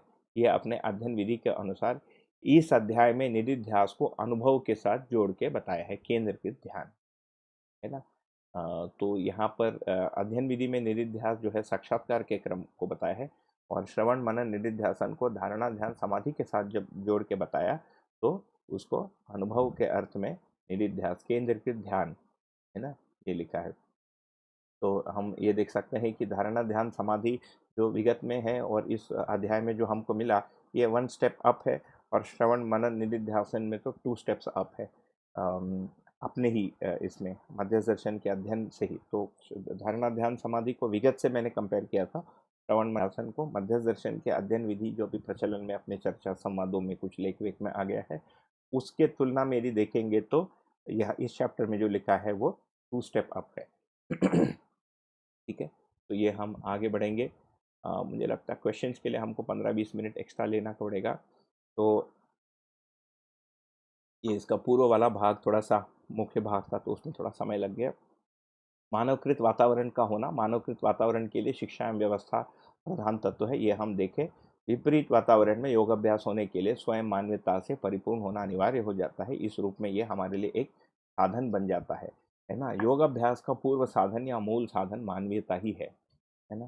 तो मानवीयता नहीं हो और अब मैं योगाभ्यास कर लूँ, ये संभव नहीं है। यहाँ पर योगाभ्यास में 3 ही अंग है, धारणा ध्यान समाधि, चैप्टर 54 मध्य अभ्यास दर्शन में 3 ही है ना, 3 अंग। तो अष्टांग नहीं है, 8 नहीं है। ठीक, आगे मूल्यानुभूति मन वृत्ति चित्त बुद्धि एवं आत्मा के योग में होता है। ये साम्य विशाल सहज विशालतर तथा पूर्ण विशालतम के रूप में। तो मूल्यों की फैलने की बात आती है इसमें, है ना। तो ये कैसे फैलता है, और फैलते हुए पूरा मतलब संसार, है ना, अखंड संसार को एक एक परिवार के रूप में स्वीकारने की जो स्वीकृति है, ये पूर्ण मूल्य में होता है। और यही विशालतम पूर्ण, ये मतलब विशालतम मूल्य के रूप में आता है, और यही पूर्ण शिष्टता के रूप में हमारे उसमें आता है, व्यवहार में। अलंकार को यदि देखेंगे, यश जीवन जागृति के लिए प्रयोजित होता है। अलंकार शास्त्र के बारे में जो हम ये किए थे। 4:58 हो गया, कोई मैसेज में डाल दे, should be continue for another 25 minutes और सो। 25 मिनट कंटिन्यू करें, आप लोग उसमें लिखे तो हम करें, क्योंकि चैप्टर तो हो गया है, अभी तो समरी वाला चल रहा है।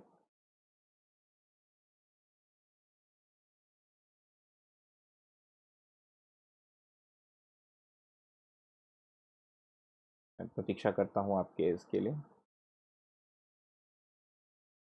25 मिनट यदि कंटिन्यू करना चाहेंगे तो कर सकते हैं, और यदि अभी बंद करना चाहते हैं अभी भी बंद कर सकते हैं। मूल बात तो हो गई, केवल ये रस और लास्ट वाले भाग और कुछ 1-2 प्रश्न थे वो रह गए। आप में से कोई वो मैसेज बॉक्स में डाल देंगे तो कंटिन्यू करेंगे।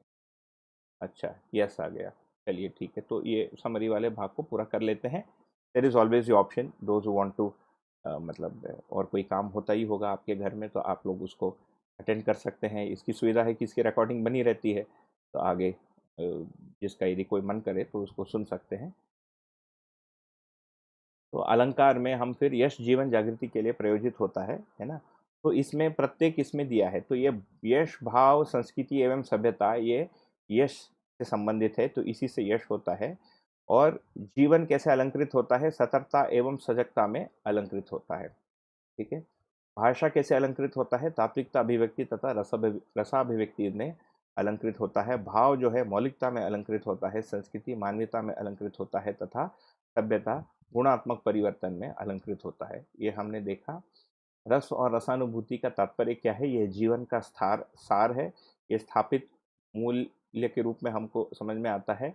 ये जो स्थापित मूल्य है, ये विश्वास से लेकर प्रेम तक या कृतज्ञता से लेकर प्रेम तक है। एक प्रश्न ये भी दोपहर को कोई ऐसे 2-4 मिनट के लिए फ़ोन कर लिया था, तो ये भी बात आई थी कि कई बार मूल्यों का जो क्रम है, विश्वास से शुरू करते हैं, प्रेम में अंत होता है, कभी कृतज्ञता से शुरू करते हैं, कभी स्नेह से शुरू करते हैं। इसका कारण क्या है?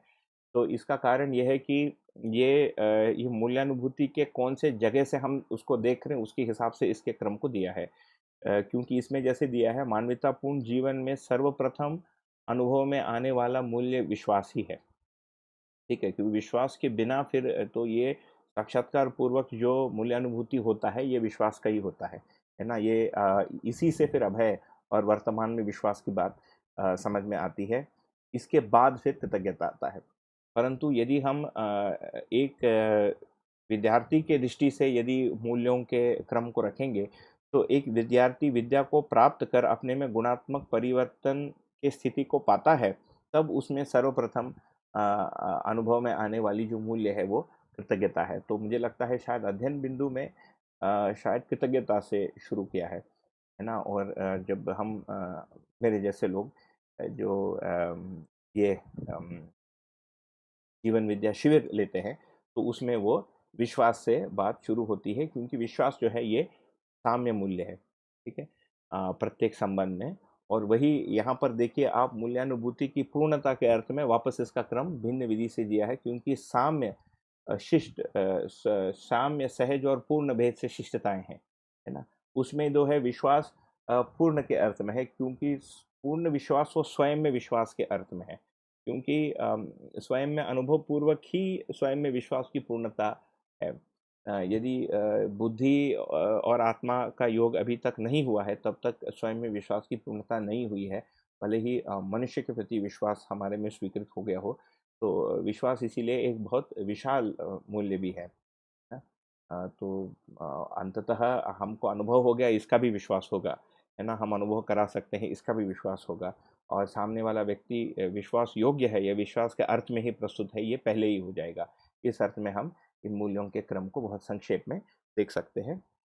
ठीक है, तो ये नाट्य, अभिनय, नृत्य और प्रसन्न, प्रसन्न का मतलब प्रसन्न प्रसन्न होना, प्रदर्शन के लिए सहायक है। तो ये नहीं बोल रहे हैं कि मत नाचो, मत गाओ, परंतु ये तात्विकता पर आधारित होना चाहिए, है ना? और ये जो इसका जो माध्यम है, ये साहित्य है, तो सत्यता को उद्घाटित करने के लिए जो साधन है, ये फिर साहित्य के रूप में समझ में आता है।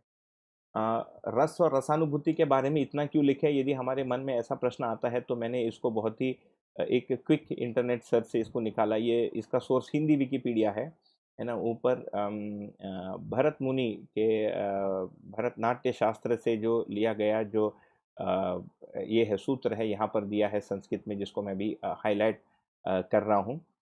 उसके पूर्व में जो ये दिया है, उसकी जो डिस्क्रिप्शन दिया है, वो दिया है, सुख दुखात्मक मन में जो एक विशेष प्रकार की अनिर्वचनीयता, है ना, अदृश्य या अमूर्त अनुभूति से स्वतः प्रकाशित होती है, उसका नाम रस है। तो यहाँ मध्य दर्शन में जो रस का जो परिभाषा हमने देखा और परंपरागत विधि से जो परिभाषा देखा, इसमें काफ़ी हमको एक भेद दिखता है। तो ये जो एक सूत्र है, इसको यदि हम हिंदी में लें, विकिपीडिया के अनुसार, रस की परिभाषा हुई विभाव, अनुभाव एवं व्यभिचारी भावों के संयोजन से जागृत स्थायी भाव रस या रस दशा कहलाता है। ठीक है, तो यहाँ पर डेफिनेशन बहुत ही भिन्न है।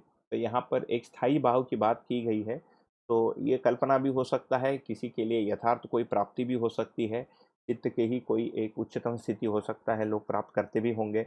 क्योंकि एक और एक संस्मरण याद आता है, 2007 में नागराज जी ने बताया था, बाबा जी ने, कि एक बार वो एक अमरकंटक में एक वट वृक्ष के नीचे बैठ के साधना करते रहे, और ओमकार नाथ ठाकुर बोल के एक गायक, बहुत प्रसिद्ध गायक थे उस समय के, वो आए। तो उन्होंने कहा कि हमारा आँख जैसे ही खुला, उतने में ओमकार नाथ ठाकुर से के मुँह से निकला कि मैं आपको गाकर सुनाता हूँ, है ना? तो बाबा जी ने उनको पहले उन्होंने गाया, तो उन्होंने कहा कि 7 रागों को प्रत्येक राग के 3-3 स्थाई है, ऐसे 21 उसमें गाया। तो फिर नागराज बाबा जी ने ये भी कहा कि उस तब तक मैं, मतलब वो स्वयं के बारे में बता रहे थे, हम मानते थे कि गायन-वायन ऐसे ही है, कि एक आदमी पोंगा बजाता है सांप के सामने और पैसा ले लेता है। तो उन्होंने कहा उस दिन हमको ज्ञान कि गायन जो है इतना हल्का चीज़ नहीं है ना? तो उसके लिए घोर तपस्या और घोर परिश्रम चाहिए। तो बाबा जी ने ओमकारनाथ ठाकुर से पूछा कि तुमको देवी देवताओं का साक्षात्कार होता है बताते हैं, इसमें क्या बात है? तो ओमकार ठाकुर ने उन्होंने उनका उत्तर आया कि देखो, ये तो लोगों की मान्यता है, मैं जब तोड़ी राग गाता हूँ, या उसके गायन में चले जाता हूँ तो मैं उसमें कम्प्लीटली मग्न हो जाता हूँ ना। तो इसको फिर रसानुभूति उस समय माना गया होगा और लोगों को इस प्रकार से जो भी होता है इसी जीवन में होता है ना। और कुल मिलाकर ये जागृति, मानवीयता, सार्थकता तथा परिवार व्यवस्था है ना और सार्वभौम व्यवस्था से जोड़ के सत्यता से जोड़ के यहाँ पर रखा गया है। इसका ये तात्पर्य नहीं है कि किसी को कुछ भी अनुभूति नहीं हुआ, ये भी मुझे लगता है कहना एक अपने ओर से एक अतिशयोक्ति है ना, एक अतिव्याप्ति दोष माना जाएगा।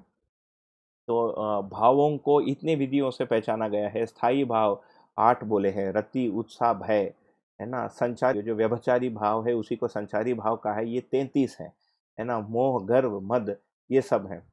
सात्विक भाव 8 हैं, प्रलय और स्तंभ इत्यादि। और नृत्य या नाट्य भाव 8 हैं, श्रृंगार, रौद्र, विभत्स, करुणा इत्यादि। तो इससे ये दिखता है कि मतलब जागृति के अलावा या मानवतापूर्ण जीवन के अलावा या सत्यता से भिन्न जो भी रसानुभूति और भावों की जो भी चर्चाएं हैं, उसमें जिसको अभी हम जीव चेतना के रूप में पहचान रहे हैं, उससे संबंधित चीज़ें भी इसमें खुली हुई है, ऐसा हम पहचान सकते हैं। जैसे विभत्स का हो गया, श्रृंगार का हो गया, गर्व का हो गया, मद का हो गया। गर्व को तो यहाँ पर हम मतलब क्या कहेंगे, एक भ्रमित अवस्था की या मद जो है, ये भ्रमित स्थिति है ना। ये मद, मात्सर्य और क्रोध ये मन में आवेश होने से प्राप्त किया जाता है, तो इसको हम भाव मानेंगे ही नहीं, है ना। ये तो मद को यदि देखेंगे तो गौरव का अभाव है ना, या स्वयं में विश्वास का अभाव के रूप में मद जो है वो देख सकते हैं। इसी अभ्यास दर्शन के अंत में हम उसको कवर नहीं किए, बिल्कुल लास्ट में आप यदि देखेंगे तो ये जो षड विकार हैं, ये जो 6 आवेश है मन में, ये क्यों होता है, फिर इनका परिवर्तित स्थिति क्या है और वो कैसे दिखता है। जैसे कामोन्माद है ना, तो कामोन्माद में काम जो है शिष्टता पूर्वक लज्जा में परिवर्तित हो जाता है, जागृति पूर्वक या मानवतापूर्ण जीवन में। तो वो जो अभ्यास दर्शन के लास्ट में जो दिया है, आप उसको स्वयं पढ़ सकते हैं, सेल्फ एक्सप्लेनेटरी है वो मानवतापूर्ण जीवन को दर्शाता है मसा के अनुसार। ठीक है, तो ये एक बात हो गई। फिर भाषा वाला तो काफ़ी सरल था, भास, आभास, अन प्रतीति की व्यंजना होना, है ना। मुझे लगता है ये सब भी हम अभी ड्रॉप कर सकते हैं। कुछ खास कोई मुद्दा नहीं है इसमें। साहित्य का उद्देश्य जो है पांडित्य पूर्वक स्पष्ट होता है, साहित्य ये भी क्लियर था। और रसानुभूति के जो सोपान है, ये नवधा स्थापित मूल्यों के रूप में समझ में आता है। ये मानवीयता, देव मान्यता तथा दिव्य मानवीयता से संबंधित ज्ञान, आचरण, तृप्ति से है ना। इसके बाद इनको प्रमाणित करने का क्रम आता है। तो ये जो नवधा स्थापित मूल्य हमको मिलते हैं, ये फिर एक प्रकार से रसानुभूति, मूल्यानुभूति या भक्ति के अर्थ में हम समझ सकते हैं। रसिकता या रसानुभूति में यदि देखेंगे तो ये गुणात्मक परिवर्तन, स्वतंत्रता, गुणात्मक परिवर्तन और सामाजिकता, व्यवहारिकता एवं प्रामाणिकता को दर्शाता है। जबकि कामुकता जो है परतंत्रता को के बिना ये है जो है कामुकता नहीं है ना। और असामाजिकता, अव्यवहारिकता तथा अप्रामाणिकता को दर्शाता है। तो इस रूप से हम इस चैप्टर के एक बेसिक एक समरी, और मुझे लगता है इसमें लगभग अभ्यास दर्शन की समरी हो ही गई, क्योंकि इसमें अभ्यास शब्द को लेकर देखें तो शास्त्र अभ्यास पूर्वक तर्क को समझ लेना, व्यवहार अभ्यास पूर्वक उस तर्क या श्रवण से प्राप्त अर्थों में प्रवृत्ति होकर उसकी स्वीकृति हो जाना, है ना। उससे मानवतापूर्ण जीवन या मानवीयता को प्राप्त करना, या मानवीय दृष्टि विषय स्वभाव को प्राप्त करना, है ना। उसके बाद फिर चिंतन अभ्यास का क्रम आता है, जिसमें ये श्रवण, मनन, निधिध्यासन, या इस अर्थ में यदि वो कंफ्यूज करता है श्रवण, मनन, निधिध्यासन तो धारणा, ध्यान, है ना। या यो भी कंफ्यूज करता है तो बोध अनुभव। हाँ, तो दर्शन के भाषा में बोध अनुभव है, और यहाँ इस भाषा में ध्यान और समाधि के अर्थ में यहाँ पर लिखा है। तो इस अर्थ में हम शास्त्र अभ्यास, व्यवहार अभ्यास और चिंतन अभ्यास, इन 3 शब्दों को भी समझ सकते हैं। शास्त्र अभ्यास और व्यवहार अभ्यास पूर्वक जो मानवतापूर्ण जीवन को हम प्राप्त करते हैं, इसी को नाम शिक्षा दिया है, या शिक्षा पूर्वक होता है। और मानवतापूर्ण जीवन से अनुभव तक की जो यात्रा है, ये दीक्षा पूर्वक पूरा किया जाता है। तो ये ये बात हो गई। तो यहाँ पर हम कुछ क्वेश्चन आए थे, मैं जस्ट इसको खोल के देख लेता हूँ कमेंट्स जो है, कोई क्वेश्चन थे तो उसको पेस्ट करके खुद को मेल कर दिया है। तो बाकी थोड़ी आवाज़ बढ़ा सकते हैं, क्वेश्चन कहाँ गए? एक मिनट, क्वेश्चन आ जाएगा तब तक यहाँ के क्वेश्चंस को हम लेते हैं। ठीक है, तो ये एक मिनट, तो यहाँ आ गया, तो हम क्वेश्चन को पूरा कर लेते हैं, थोड़ा क्वेश्चन में ढूंढ लेते हैं। बहुत लोगों ने बहुत कुछ लिखा है। असाधारण जब प्रस्तुति लगी, हम्म, हम्म, अवधारणा को स्पष्ट करेंगे भैया जी, यदराम जी ने रखा है। भैया अवधारणा, ठीक है, यहाँ पर क्योंकि इस चैप्टर में अवधारणा शब्द कहीं आया ही नहीं है इन तीन इसमें, इसीलिए इसको हम अभी तुरंत नहीं ले सकते। परंतु अवधारणा को यदि देखेंगे तो उसमें स्वयं का अमरत्व स्वीकार हो जाना, और अवधारणा का मतलब है कि मान्यतापूर्ण जीवन आ जाना। अवधारणा मेरे अनुसार दो स्टेज में आता है। उसका जो सर्वप्रथम स्टेज है, इसमें मान्यतापूर्ण जीवन हाथ लगता है। इसमें स्वयं के अमरत्व की स्वीकृति, उसके साथ अस्तित्व के जो भी नियम हैं ना, अस्तित्व दर्शन संबंधी, जैसे व्यापक वस्तु का होना और है ना, क्रिया का विभाज्य होना और व्यापक वस्तु का अपारदर्शी होना, ये सारी चीज़ें स्वीकृत हो जाती है। साथ में मानवतापूर्ण आचरण संबंधी धीरता, वीरता, उदारता स्वभाव को स्वीकृत हो जाना, और ऐसे अवधारणा की स्थिति में ये मोह, लोभ, काम, मद, मात्सर्य, क्रोध, इसका न होना, ये सब अवधारणा के लक्षण के रूप में हम स्वीकार सकते हैं। इसमें बहुत जो मोटी चीज़ें हैं, जैसे क्रूरता नहीं होना, हीनता नहीं होना, झूठ नहीं बोलना, पाखंड नहीं होना, है ना, फिर चोरी नहीं करना, ये सारी चीज़ें समाई रहेंगी ही। है ना, तो चोरी जो है आदमी वस्तु का भी करता है, भौतिक वस्तु का करता है, रासायनिक वस्तु का करता है, कोई आदमी को ही चुरा लेता है, कोई किसी आदमी के काम को चुरा लेता है। मेरे अनुसार ये सारे अवधारणा के लक्षण नहीं हैं, है ना। तो एक तो ये हो गया। इसके बाद जब अवधारणा की हम बात करेंगे तो वो सत्यबोध समेत उसको फिर अवधारणा कहा है दूसरी एक जगह। तो उसमें व्यापक वस्तु का बोध समाया रहता है ना, और उसमें बुद्धि आत्मा के संकेत ग्रहण करने योग्य हो जाता है। तो अवधारणा का एक संकेत हो गया, एक स्टेज हो गया, चित्त जो है बुद्धि के संकेत ग्रहण करने योग्य हो गया, और दूसरा स्टेज हो गया बुद्धि आत्मा के संकेत ग्रहण करने योग्य स्टेज। इसमें भी मैं स्पष्ट कर दूं कि ये जो मैं कह रहा हूँ, ये बाबा जी के साथ बातचीत में वैसे बहुत क्लियरली हम लोग शायद उस समय पूछ नहीं पाए, जितनी योग्यता थी उतना ही मैं पूछ पाया उस समय, परंतु बाद में पढ़ने से जो निष्कर्ष निकलता है वो इस रूप से निकलता है। इसको आप शोधपूर्वक देख सकते हैं। तो ये अवधारणा की बात आ गई। फिर सानिध्यात्मक रति में अध्ययन क्रम में रसानुभूति से अनुभव मूल्यानुभूति तक पूर्ण रसानुभूति। अच्छा, ये तो केवल उन्होंने लिखा है। बाबा जी ने आध्यात्म को कितना रसीला बना दिया, मानव मूल्यों को मैं जोड़ा सुन, ठीक है। सघन स्टेशन, सभी शरीर में प्रेरणा, ठीक है। शब्द आदि में शब्द के अलावा और किन वस्तुओं का संकेत है? शब्द आदि में शब्द के अलावा, ये शब्द, स्पर्श, रूप, रस, गंध, है ना। संदीप प्रकाश जी हैं देवघर से। ये पांच जो इंद्रियां हैं, ज्ञान इंद्रियां, इसको वो ये कह रहे है ना। तो ठीक है, बाकी सब तो हरिहर आ गया। वीर सिंह, जब बुद्धि आत्मा के योगफल मूल्यानुभूति है, तब चित्त बुद्धि के योगफल की बात है। तो क्या ये ध्यान चिंतन सहित अर्थात शिष्ट मूल्यानुभूति के साथ जीने रूप में प्रत्यावर्तित कह रहे हैं? वापस एक बार पढ़ता हूँ। जब बुद्धि आत्मा के योगफल मूल्यानुभूति है, स्थापित मूल्यानुभूति है, और जब चित्त बुद्धि के योगफल की बात है, तो क्या ये ध्यान चिंतन सहित अर्थात शिष्ट मूल्यानुभूति के साथ जीने रूप में प्रत्यावर्तित कह रहे हैं? ये क्वेश्चन समझ ही में नहीं आया, थोड़ा सा हिंदी स्लो है मेरा, तो क्षमा कीजिए, बाद में हम फ़ोन पे बात कर सकते हैं। अनुभूति का रसात्मक क्रम, ठीक है, ये सब तो हो गया। आज के और कोई प्रश्न नहीं है, शायद एक दो इसमें होंगे, मैं देख लेता हूँ। शायद कल कुछ आया था, just 2 3 more, we have 15 minutes. हम्म,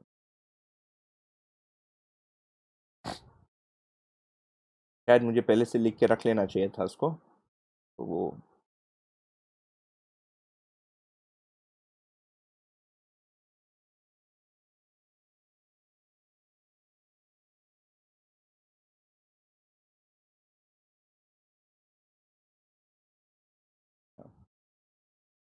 एक मुझे याद है किसी ने लिखा था कि जैसे अष्टांग योग में यम नियम की बात है, तो क्या मध्य दर्शन में भी यम नियम की बात है?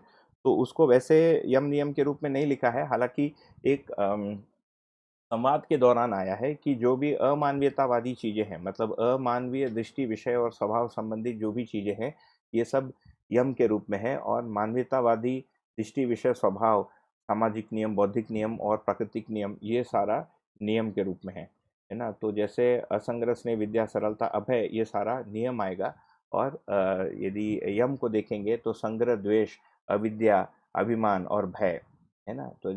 तो इसमें हम ये हमको अनुभव दर्शन में भी मिलता है ना। सत्य भाषण, यथार्थ वर्णन करना, निंदा नहीं करना, ये सारी चीज़ें भी मिलती हैं। तो परंतु इसको उस रूप से रखा नहीं गया है, बहुत ही टाइटली नहीं रखा गया है कि आप ये करो नहीं करो, ये वाली पूरी। तो दो बहुत हमको क्लियर चीज़ें दिखती हैं मध्य दर्शन जैसे लिखा गया है उसमें।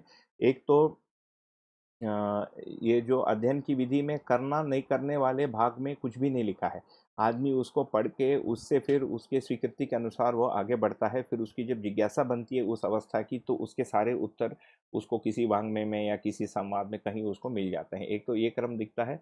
दूसरा, दर्शनकार ने जो भी इसमें लिखा है, प्रणेता ने, उसको प्रूव करने के लिए उन्होंने तर्क बनाए नहीं। जैसे जीवन गठनपूर्ण क्यों है, ये इसके लिए कोई तर्क नहीं है, वो केवल यथार्थ को स्टेट कर देते हैं कि जीवन गठनपूर्ण है ना। परंपरागत दर्शनों में ये दिखता है कि प्रत्येक दर्शनकार पूर्व के दर्शनकार के जो भी अवधारणाएं हैं, उसको काटने के लिए और अपने बात को स्थापित करने के लिए उसको तर्क विधि से वो काटते हैं, शास्त्रार्थ पूर्वक उसमें कमियां या त्रुटियां निकालते हैं, है ना। और usually these are logical inconsistencies, logically या व्यवहारिक रूप से उसमें क्या दिक्कत आती है उसको वो पॉइंट आउट करते हैं। ये प्रत्येक दर्शन के में है ना। जैसे बौद्ध दर्शन में भी बाबा जी बौद्ध विचार कहते थे, उसमें शून्यवाद है, स्वतंत्रवाद है ना। फिर कई उनके मार्ग है, हिनायान, वज्रायान, इस प्रकार के महायान। तो प्रत्येक ने उसके पूर्व के जो भी लिखा है उसको तर्क पूर्वक उन्होंने काटा है, और अपने बात को यथार्थ के रूप में प्रस्थापित करने के लिए पुनः तर्क का प्रयोग किया है। मध्य दर्शन में तर्क का प्रयोग नहीं हुआ है अपने बात को स्थापित करने के लिए। बात जैसी है वैसे ही दर्शन में लिखे हैं, और वाद में जाके इसके भिन्न जो भी लिखा है उसमें क्या दिक्कत है उतना भर लिख के छोड़ दिए, है ना। तो इसमें मुझे लगता है कि हाँ, पचाने का अधिकार या आवश्यकता जो है विद्यार्थी को ज़्यादा उन्होंने दिया है। ठीक है। तो ये यम और नियम तो हम इस रूप से अ, देख सकते हैं। कल शायद कोई क्वेश्चन आया नहीं था, तो ये कल सवेरे का तो नहीं था, कल दोपहर का कोई क्वेश्चन होगा इसमें। ये आ गया। इसमें तो कोई क्वेश्चन तो नहीं है जो नीचे। ठीक है। शास्त्राभ्यास व्यवहार के क्रम में कर्माभ्यास को कैसे देखें? शास्त्राभ्यास, व्यवहार अभ्यास, चिंतन अभ्यास के क्रम में कर्माभ्यास को कैसे देखें?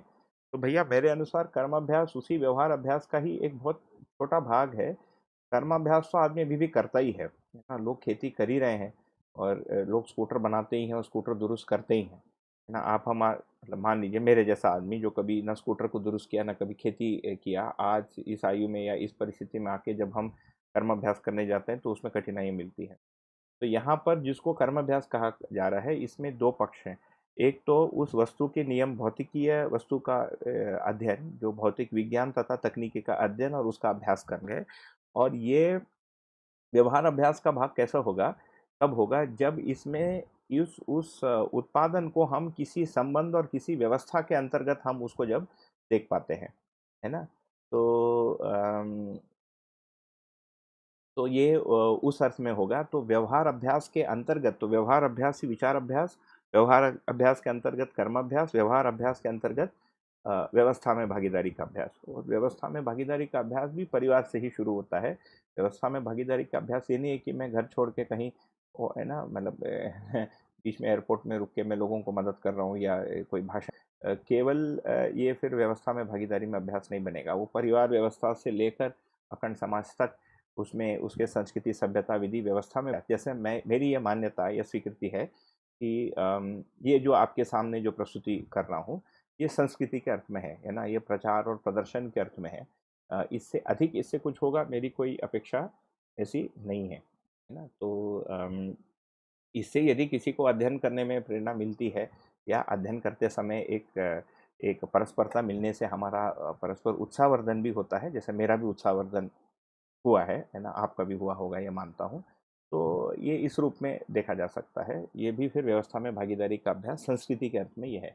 तो आपके प्रश्न के उत्तर में ये है कि वो व्यवहार अभ्यास का भाग, उसका एक छोटा भाग माना जाएगा। व्यवस्था में भागीदारी के अर्थ में उत्पादन व्यवस्था में भागीदारी के अर्थ में फिर कर्माभ्यास है, तो वो वित्तेषणा से जुड़ता है। ठीक है।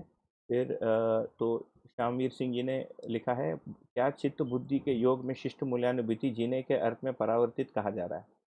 हाँ, ये जीने के अर्थ में परावर्तित होता है ना? तो ये फाइनली ये जो शिष्ट मूल्यानुभूति है, ये जो मूल्यानुभूति का जो क्रम हमने देखा, ये अनुभव मूलक विधि से भी देखा जा सकता है। तो उस समय मैंने उसको रखा नहीं था। परंतु अनुभव मूलक विधि से यदि देखेंगे तो आत्मा तथा बुद्धि के योग फल में स्थापित मूल्यानुभूति संपूर्ण चीज जो है प्रेम के अर्थ में अनुभव में आ जाएगा। बुद्धि और चित्त के योग में शिष्ट मूल्यानुभूति, तो ये एक प्रकार से इसको ऐसे देख सकते हैं कि जो प्रमाण है ना, जो प्रामाणिकता क्रिया है आत्मा से, वो बुद्धिपूर्वक चिंतन में श्रुति होके फिर वो इसमें स्मृति में कन्वर्ट होना है ना। तो ये जो यथार्थ भाषा या यथार्थ जानकारी का जो भाषाकरण की जो प्रक्रिया है, वो शायद शिष्ट मूल्यानुभूति के रूप में हम देख सकते हैं। क्योंकि इसमें ध्यान रखने की एक बात यह है कि एक जगह ये भी आया है कि स्थापित मूल्यों का अनुभव होता है तथा शिष्ट मूल्यों का आचरण होता है ना। तो अनुभव में इस लाइन को छोड़ के, शिष्ट मूल्यानुभूति वाले लाइन को छोड़ के और कहीं भी हमको शिष्ट मूल्यों का अनुभव हो रहा है, ये हमको मिलता नहीं अभ्यास दर्शन में। वो मतलब जीवन मूल्य, मानव मूल्य तथा नौ स्थापित मूल्य के रूप में ही है। ठीक है। कोई माध्यम है जिसका थ्रू मैं अपने सवाल कभी भी पूछ सकता हूँ? तो ये प्रभात जी पूछ रहे हैं, भैया एक टेलीग्राम बोल के, टेलीग्राम में एक चैनल है, आप उसमें अपने सारे सवाल डाल सकते हैं, उसमें 2-4 लोग उत्तर देते हैं। वो अ, उसका आपको लिंक मिल जाएगा। मध्य दर्शन वेबसाइट में जाके कनेक्ट में जाइए, उसमें लिंक दिया है ना। इंटरनेट पे जाके आप मध्य दर्शन के साइट में जाके आप देखेंगे तो एक क्वेश्चन, तो ये बढ़िया जी ना। अ, कोई पूछ रहे हैं कि दर्शन के अनुसार जीने के मॉडल में आपकी क्या दृष्टि है? भैया दर्शन के अनुसार जीने के मॉडल में ये सारी चीज़ें आ जाती हैं। सर्वप्रथम शास्त्र, फिर अपने में जो भी प्रवृत्तियां हैं उनमें गुणात्मक परिवर्तन के रूप में विचार अभ्यास रूपी व्यवहार अभ्यास। उत्पादन के लिए कोई यदि हम उत्पादन या सेवा हमारी इसके मतलब नॉट रिसीविंग इनफ वीडियो आ ही गया है ना। तो हमारी आवश्यकता उत्पादन के लिए हमारी आवश्यकता हमारी स्थिति परिस्थिति के अनुसार यदि हम कुछ कर सकते हैं उत्पादन सेवा में, तो ये भी एक भाग आ जाता है इसमें। और मुझे लगता है उसके लिए फिर योग्य वातावरण, ये सब दर्शन के अनुसार जीने की बात है। केवल किसी बढ़िया प्राकृतिक वातावरण के बीच में रहना ही दर्शन के अनुसार जीना है, ऐसी मेरी मान्यता नहीं है। ठीक है, मुझे लगता है इसी के साथ सारे ही ये पूरे हो गए। तो बढ़िया, तो इसी के साथ अभ्यास दर्शन की ये जो आखिरी के 4 या 5 अध्याय थे, इसको हमने पूरा कर लिया। आप सभी को प्रणाम और फिर कभी मिलेंगे। नमस्कार। हरि हर।